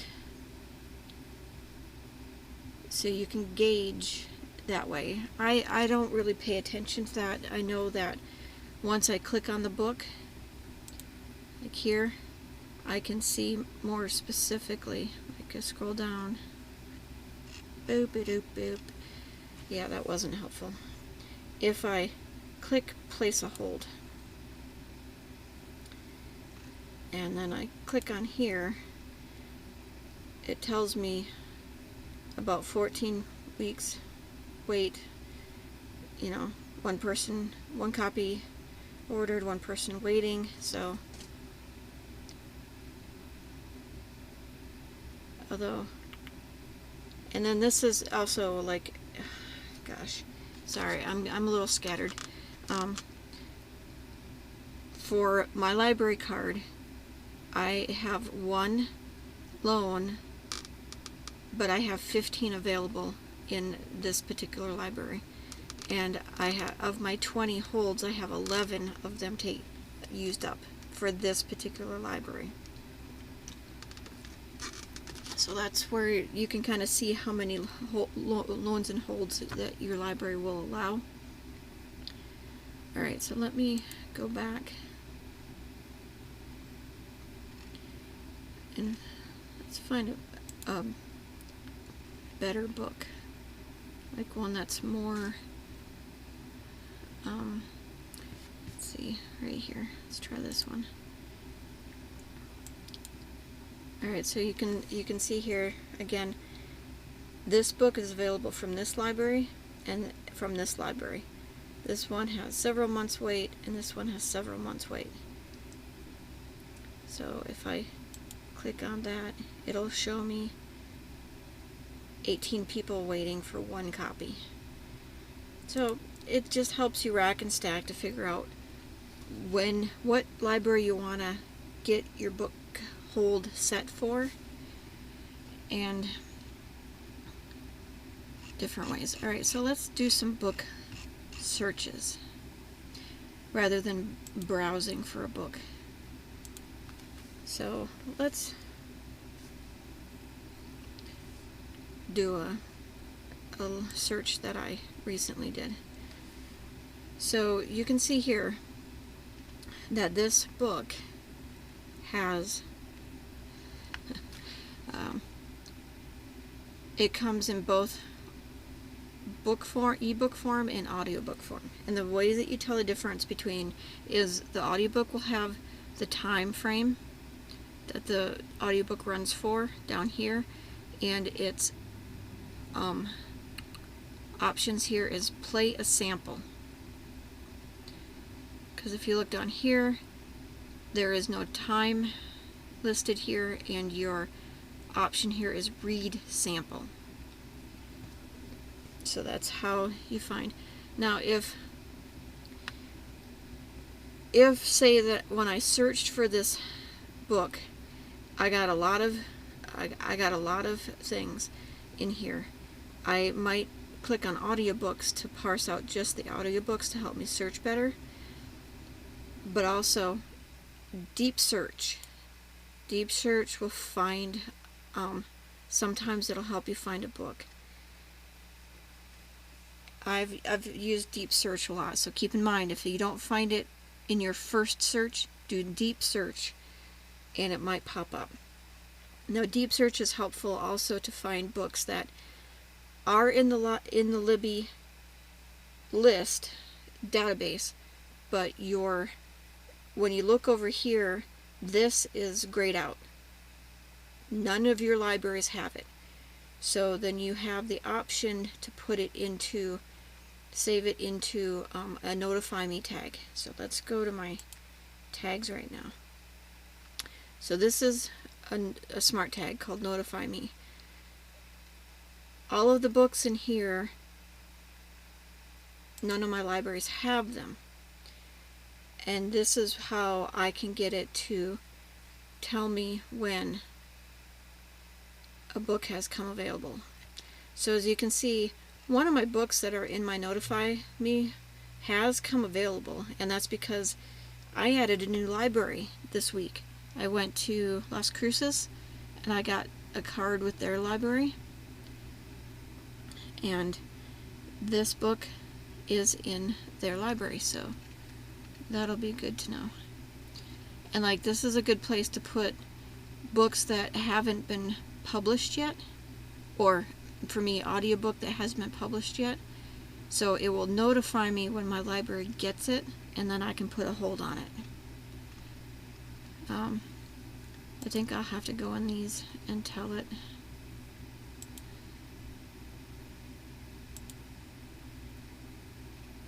I don't exactly know what the difference is between the ones where the bell shows up and where it doesn't.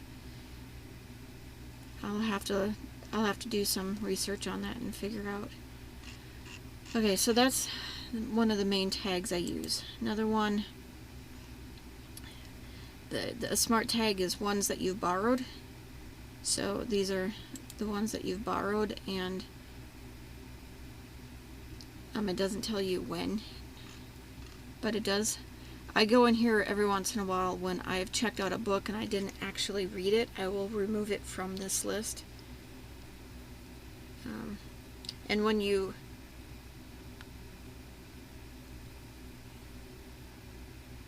would you like to apply this to the 5 borrowed titles in your timeline? Yeah, we're not going to worry about that right now. The other thing is I have 2 tags that I've created. When Magical Stitches, some years where they've created lists that you get at the beginning of the year,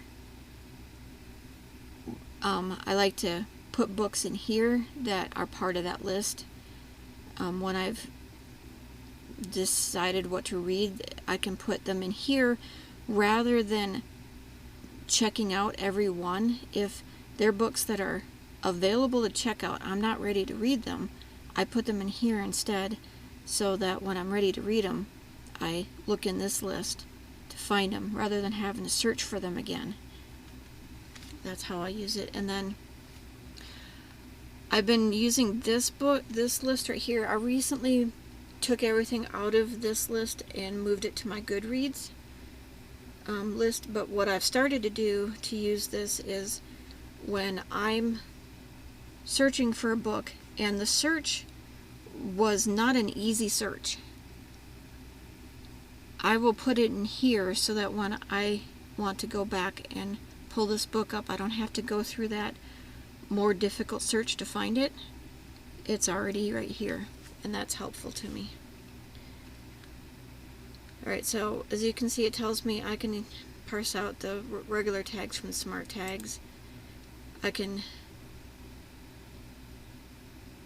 change that how I can. So one thing here too is new tag. This is how you create any new tags that you want to, and when you create one, you'll have an option to identify if it's a smart tag and choose which smart tag to use, or if it's just a standard tag, and then you can put in you can text. You can put whatever text is more fitting for what particular use you're using the tag for. Alright, so we've looked at all of these. So search, library browse, library, and another thing that's important on this page. So you see where all the libraries that you're connected to. When you come here, if one of your libraries needs the card re-verified, you'll see it right here, and then you can take care of it. Other places I see it is when I go to check out a book, and it'll tell me I need to re-verify my card. That's a pain in the butt when I'm trying to check out a book, so this is cool that it shows up here.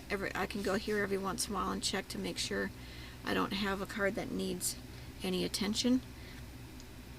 Now, there are different things down here that you might find helpful, but the one thing that I found helpful, like you can back up your data, copy to another device, diagnostics and analytics, you can reset everything, but the thing is, I don't know how well Contact Your Library does, but one thing that I find helpful, like when I have a book, an audiobook that I know for a fact is available to libraries, like it's a Brilliance Audible audio or Tantor Medium or any of the other random stuff that is not Audible Studios. I know it's available to libraries, but it's just not in the Libby database for whatever reason. I go in here and I type in, need book, audiobook added, and then I put the book's information. Well, then you hit enter. Let's do that real quick. Let's just say, so, audiobook, audiobook to add. And we're just going to say title is random shite, and author is,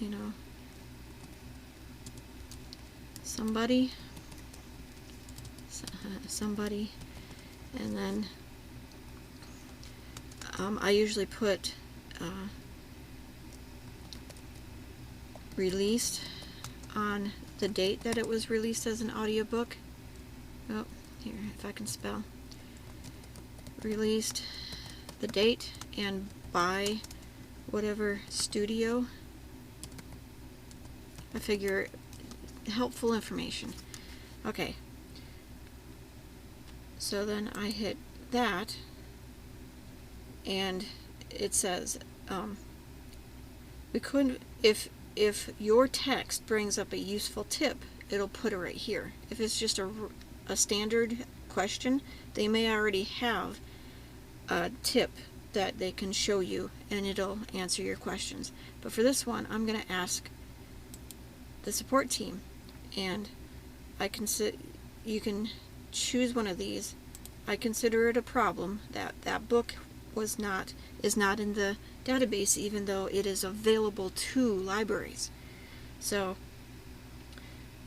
it comes to this, and one option is, did you see an error message? So then you would click here, and it would give you prompts down here for error message, but this is a problem with one particular title, and I say yes.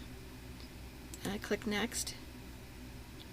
Is it related to this one? This is the one I'm currently reading, so they want to see if there's a problem with the book itself. I can say yes here, but if I say no, then it wants to know the title. So I put in the title of the book that needs to be added and the author, and I choose that it's an audiobook, and I click next, and that sends a trouble ticket to Libby. And this is how I let Libby know that they need to add an entry to their database for something that they don't have yet. Because once it's in the database, I can put it, if my library has it, then I have access to it. If my library does not have it, then I can put it in my Notify Me box. And the Notify Me box, I don't know how it works, but so when it was an Overdrive product, it actually told us that. So let me go back and get out of this, because I don't want to actually submit that trouble ticket. So when libraries have money to spend, the ways in which they decide what to spend it on are varied. One way that is possible is that they may get a metric from their Libby reports that says X number of people have this book in their Notify Me. And then they can decide at that point, is that enough people for us to actually buy that book to offer to our customers. And so that's why I like to put stuff in Notify Me, because it might spur the libraries to get this type of media. All right, so that's helpful. And also, if you're currently reading a book and there's a problem with it, like its file got corrupted, then you can use that in order to contact support.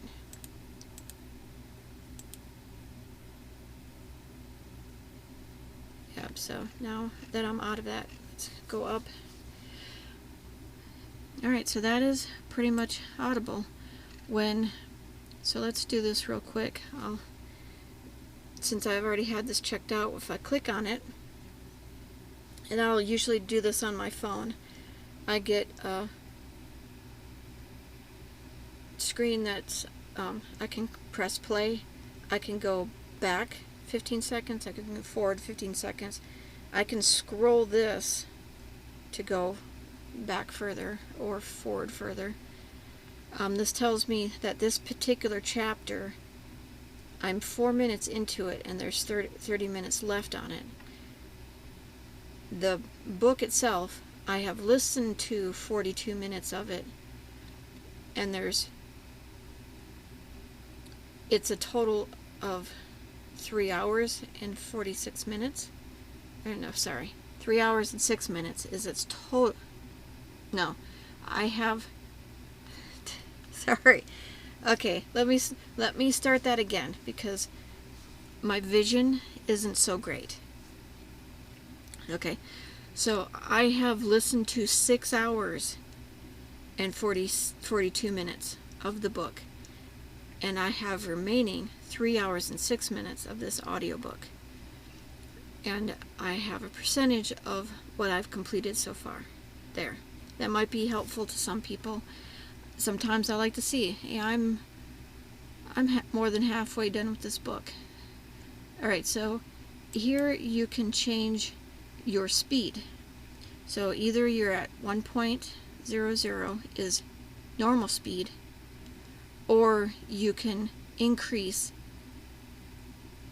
Like, there's some audiobooks that I've listened to at a higher speed just because either I wasn't enjoying it and I just wanted to get through it. So you can get the gist of the story by listening to it faster, but there are some audiobooks that are just spoken slower, and if that bothers you, you can bump it up. Okay, so you can change your playback speed there, and let's clicky up. Here you can do a sleep timer. So I've never used this, but I can see how it can be helpful. So set a sleep timer. Like, if you're listening to it and you have a tendency to fall asleep, you can say stop at a certain point in case I fall asleep. Alright, here you have bookmarks. You can, I think this is more helpful if you're doing an ebook, but you can also do a bookmark in an audiobook. And then there is where I added a bookmark, and then I can look at my bookmarks using that one. One other thing that I wanted to show you, chapters. So if I click on the chapter, I can see the chapters. I think this looks a little different on the mobile app, but it might actually look the same.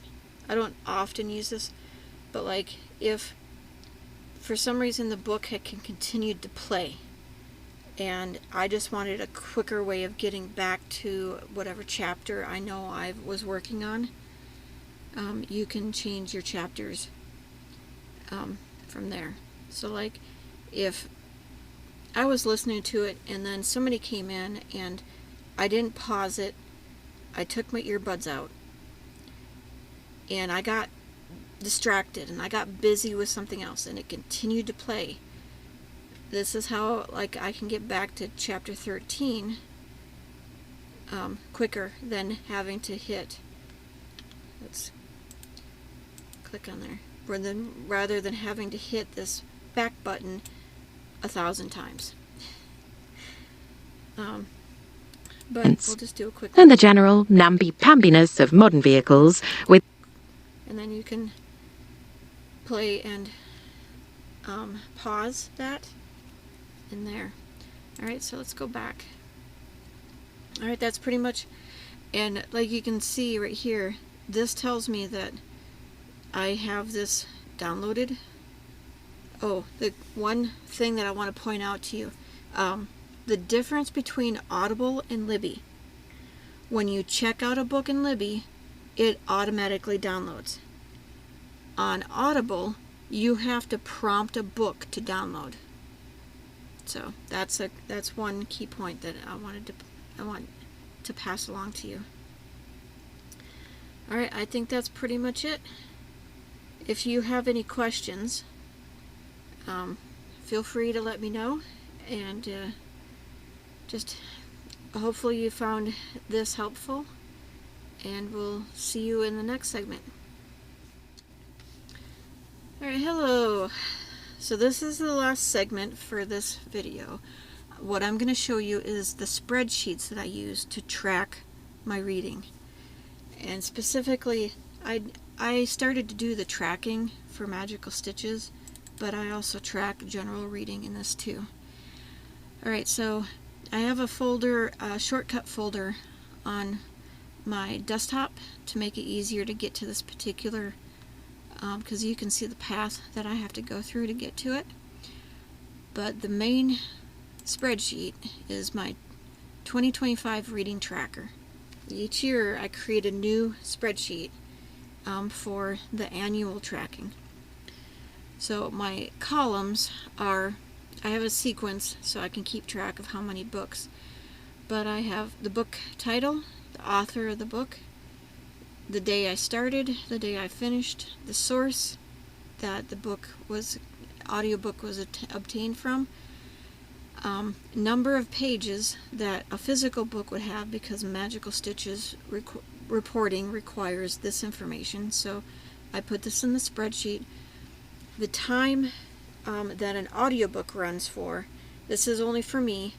I like to sometimes glance at it, and during a month I might go, I have a little bit of time right now, let me get started on the shortest one, or I'm ready for that bigger book, so let me get started on the bigger book. I've got brain space and time to do that. So that's helpful for me to have that in there. And then my prompt column helps me keep track of what prompt it was read for. I just use the term read even though I listen to them for audiobooks. So I read this book for this particular prompt. And so I'll give you some examples. Like for the month of August, I needed a location in the title. So the book I chose was The Sinister Booksellers of Bath, because Bath is a location in England. So I started it on this date, and I'm currently reading it, so I don't have a date in there. So then my next prompt is a book that I thrifted or found at a library. And because I got this book through Libby, it was considered found at a library. I did Rolling in the Deep by Mira Grant. Started on this date, ended on this date. And then the third prompt is part of a series, which was super easy. So because I'm working on multiple series, I was able to just grab one of those. And so I chose The Grave Girl's Getaway. It's the next book in the Night Huntress series by Janine Frost. And that book will get started once I finish The Sinister Booksellers of Bath. And then you can see down here, I read another book during this month that wasn't part of prompt. I had access to this audiobook for a short period of time, and it's a short one. It was only an hour long. And so I just got it taken care of because it finished it was a prequel to the Odd Thomas series, and I have finished reading Odd Thomas some years ago, and I wanted to do this prequel so that I could consider that series completely finished. And then, as you can see, like in July, I finished my books, and I had more time left in the month, so I grabbed another book and just started it. So it's an extra book. It wasn't read for a prompt, and that's how I keep track of that. Some years, like up here, you see our main book was the Lemony Snicket series. I got probably, February, March. Yeah. In February, I started to read it, and I decided I just didn't want to. I wasn't enjoying it, so I stopped reading the main series, and now I'm just doing the 3 standard prompts for each month, with a few extra books thrown in. Some years, Magical Stitches had our monthly prompts, and then we had a yearly prompt. Emily hasn't quite gotten around to doing any yearly book challenges yet, so I'm hoping that we get to that sometime, because that was fun. So if I'm doing a yearly challenge, in here I'll put whatever the yearly challenge prompt was. I might create another spreadsheet just to track the yearly challenges, depending on how involved it is, or I might create another tab to keep track of the yearly challenges for this. But this year is pretty simple. It's just the main book, excuse me, and 3 prompts. Okay, so as the year progresses, I code the current month in green, so it helps me to visually drill down to it. And then once I've finished the month, I'll color it the same light gray as everything else. And then as the year progresses, this list gets longer and longer. Okay, so there's that main tracker. Now the one I want to show you is my main reading tracker. So this is my historical tracker. So currently it is the years of 2019 through 2024. Sadly, before 2019 I wasn't doing any sort of tracking. I've always been a huge reader, but it's Magical Stitches that started me on tracking my reading.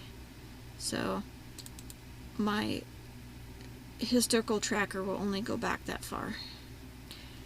Alright, so as you can see, I have pared the columns down a little bit, so I deleted any columns that I didn't need, because I just figured all I needed to know is the date I finished reading. So the book title, the author, the date finished, the source that I got it from, and then I have the pages and time. Some of these older ones don't have time because I wasn't tracking that at the time. My OCD means that at some point I will go back and I will fill all of that in. But what I did is I sorted it by date finished, and then I put a delineation between the years, so 2019, 2020, and then I used, so I'll show you this real quick.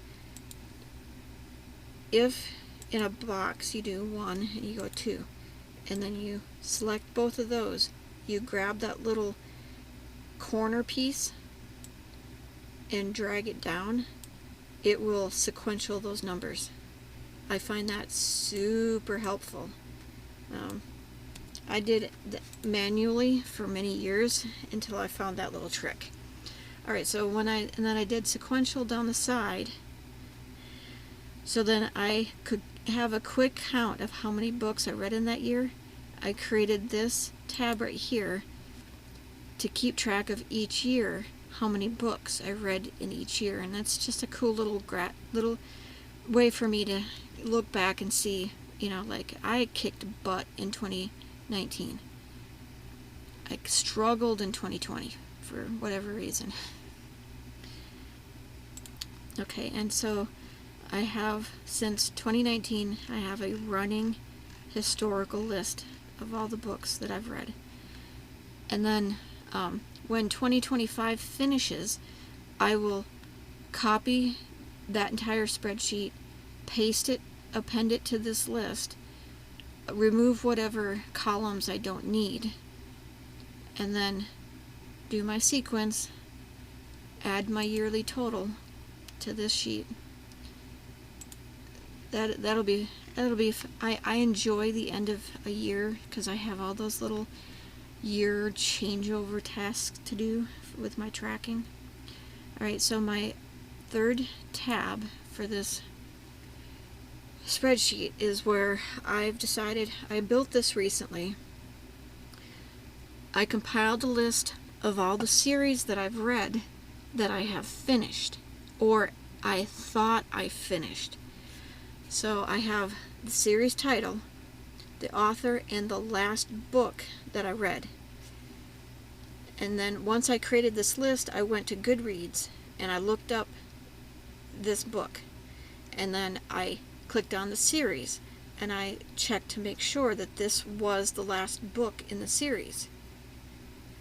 So for most of them, I didn't find any new books.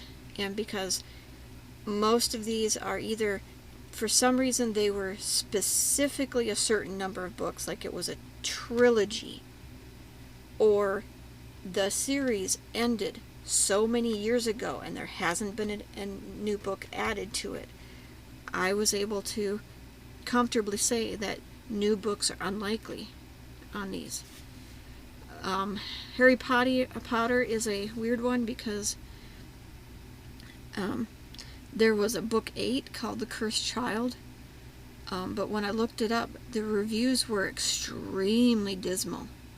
I mean, once I read those reviews, I was like, yeah, I'm not even going to bother with it. I don't need to taint my memory of this series with this book. But then these ended up a little bit different, and what I did is I put a color code on them, so I was able to sort on the color and then get these parsed out at the bottom so that I had I could look at them a little bit easier than having to look through the whole list for these. So as you can see, the 2 green ones, they were annotated because since I finished reading the series, a prequel was added to the series. So I have a prequel in this list to read. But since the prequel is the only thing that was added to the series, and when you do a Google search on that series, you can look at, what you can find information about the series. When you don't have any indicators that any new books are likely, that's where I put new books are unlikely. I know for a fact that Odd Thomas was a finished series, and Hunger Games, I don't know if I think maybe they added another book to Hunger Games. I'll have to take a look at that, but as of when I created this, there was a prequel added to it. I think there was a second prequel added. I don't know. I'll have to take a look. But this helps me just to look in Goodreads, pull up this book, and then click on the series list, and I can find that information very quickly. So these blue ones are a little bit different. I finished reading the series as it was at the time, but since then it has new books, and I'm very specific, like for Dresden Files. After a long hiatus, a new novella was available, and then there's 2 new books expected in the next couple of years. So I know to keep an eye out for these books. And I know that Jim Butcher went through a divorce, a nasty divorce, and he had to move out of the house and dealt with some depression, so he took a long hiatus. But finally we're back to it, and I'm excited because I really enjoyed the Dresden Files series. Mercy Thompson, her last book was added in 2024, which is called Winter Lost, and because her release cadence of her books is roughly every 2 years, chances are good that in 2026 I'm going to see another book. So I made my annotations so I can keep my eye out for that. And then the Night Hunter series by Janine Frost, I finished it with Outtakes from the Grave. And then I moved on to other books. Well, when I created this list of my finished series, I found out that there was a new novella and 2 more books released. So I know to keep, I put these in my to-read list, and then once I finish those, I'll change this annotation so that it reflects, and I'll get I should have a good sense if she wants to continue the series past what's already released. Okay, so there's that. Actually, let me cancel that. Let me make a change because actually I'll update this later because I listened to the prequel for the Odd Thomas series, and I just need to make that change. Alright, so let's save that, and then we'll look at this spreadsheet real quick. I created this spreadsheet during the year that we had a genre reading challenge for Magical Stitches, and it was very helpful to me, and I just go in every once in a while and I update it.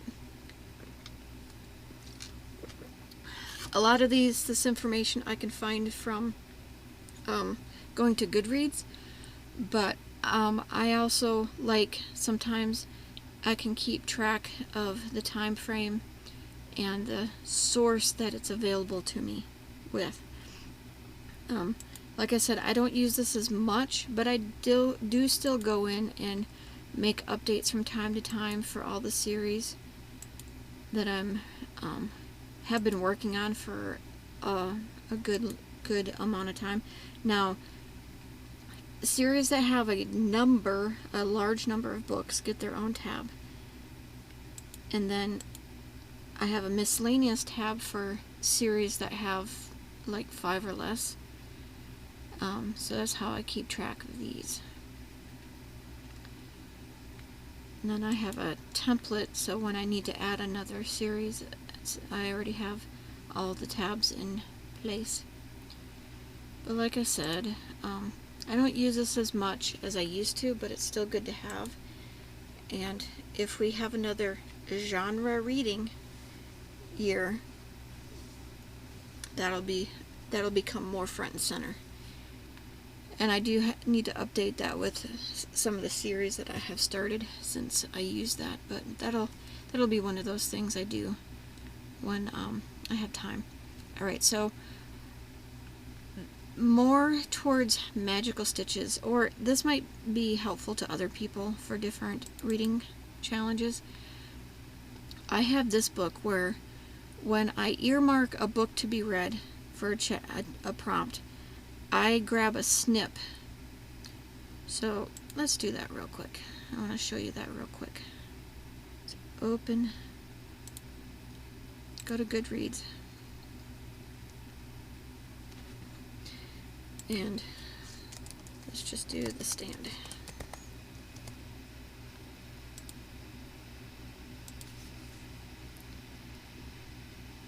Alright, so that's specifically the audiobook. I think I would want this cover. So you see right here, you have the cover. You use the snipping tool that's built into Windows, and you just grab a snip of the cover. I do this because I'm a very visual person, and then I just save that. And then I'm going to go into reading and book covers. And what I do is I do the title of the book, and then I add book cover so that I can differentiate that this file is just a book cover and not, maybe I have a copy of the actual ebook, you know, kind of thing. That just helps me grab that stuff. So that's how I grab the snips that I use in here. So I grab the snip, and that way I have the picture ready to go when I create my Magical Stitches post in the reading. I like to add, I always, see what I do is I always add a picture of the cover, even if it's not a cover prompt, just because I am very visual, and I think it's kind of cool to scroll down through everybody's posts and see the books that they use. I think it might be raining. Hopefully you guys can't hear that. Yeah, it's raining against the window. Alright, so this is where I store these, and once I've read a book, I put it into my archive. so that it's not cluttering up the space. I can come in here quickly and grab what I need. Alright, let me go in there since I didn't actually read that book. And delete it. Okay, so we're just gonna delete this file right here, since I was just doing that as an example. Alright, so the other thing in my reading, I have my post text. So I have this notepad, like I have my template built, so each month I can just open the template, make the changes, save it to the current month, and then when each current month is over with, I just put it in the post-text archive folder to get it out of this list. I don't really need these, but it rather than deleting it, in case I want to refer back to it for something during the year, I can. But we'll go into my post-text real quick. So what I do is I've typed the title and then the author, included the page number of pages, and then I have a start date and a finish date.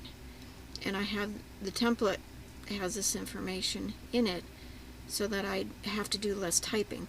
And then when I'm ready to report, like when I finish a book and I'm ready to report, I can just grab this text, copy it, and paste it into the post for that book. So that's how I do that. Just make everything easier on myself. Alright, that's it. That's my spreadsheets that I use for my reading tracking.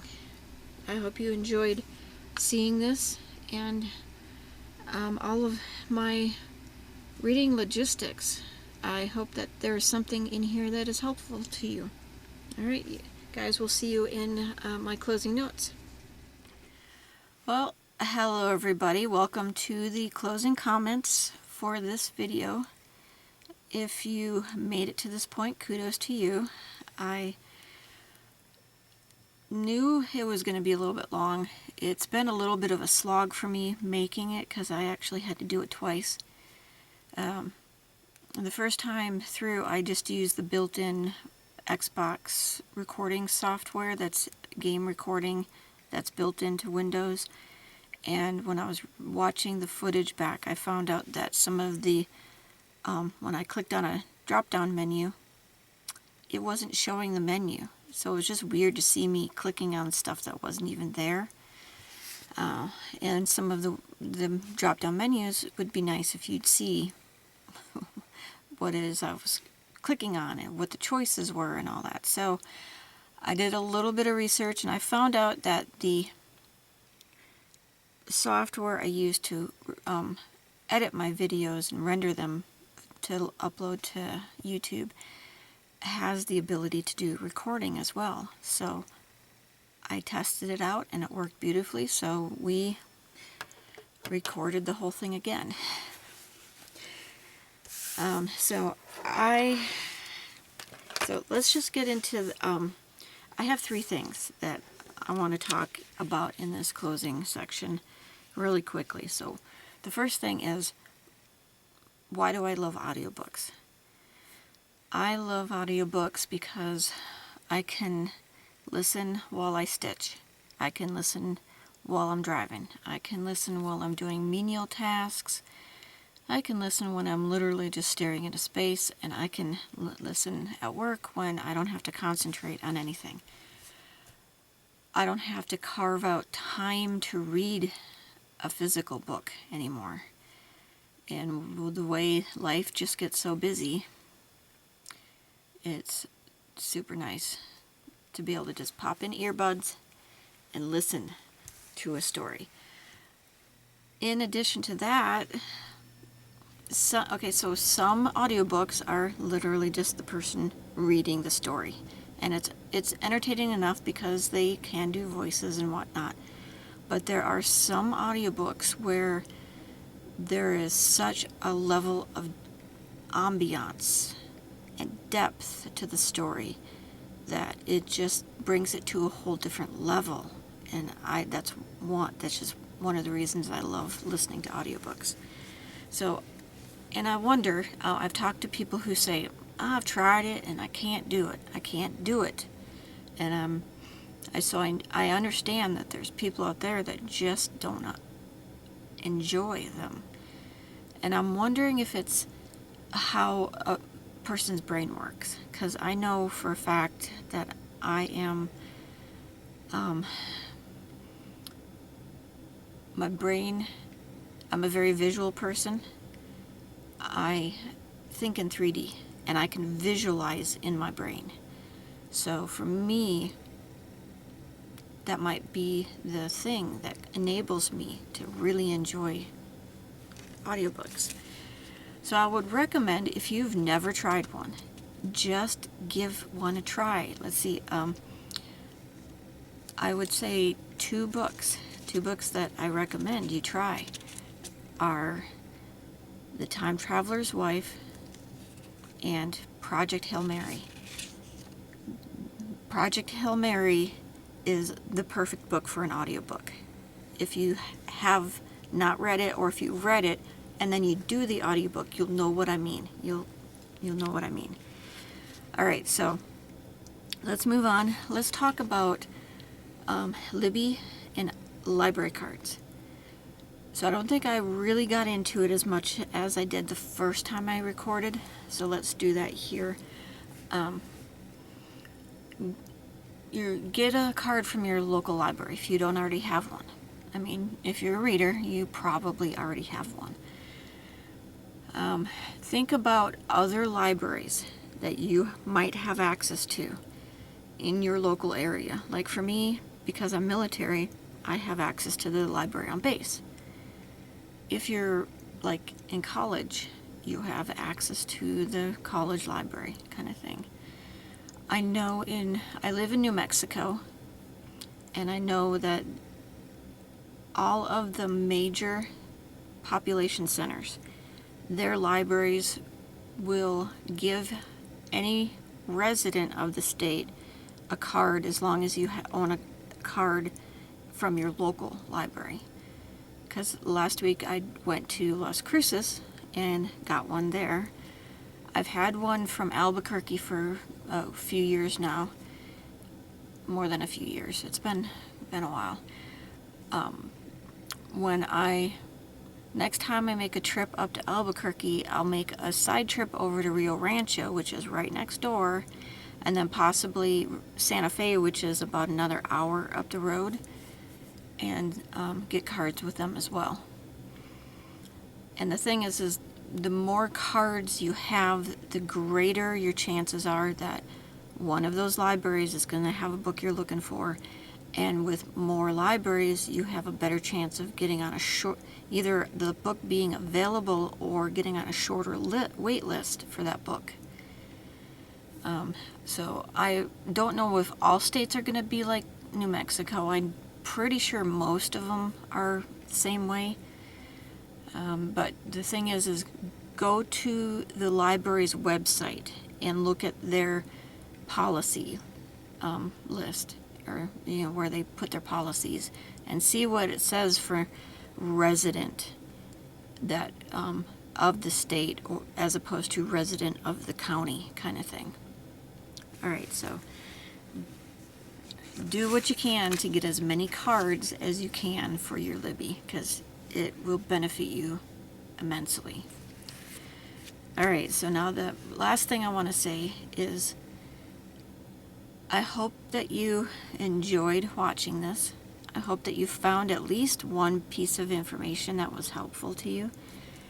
If you have your own methods, I would love to see them. So either you can put them in the comments, or you can do your own video and link it in the comments, because I'm happy with my methods, but I might see something where there's an aspect of it that I really love, and I can see how it could meld into my methods perfectly, kind of thing. So if you have a method that you really love, show it to us, please. All right, so with that, I just want to say Thank you for visiting my channel, and if you have any questions, or even if you just want to comment, tell me the thing that you really enjoyed on this video, that you think you might be using for your own reading logistics. Alright, so take care, and we'll see you in the next one.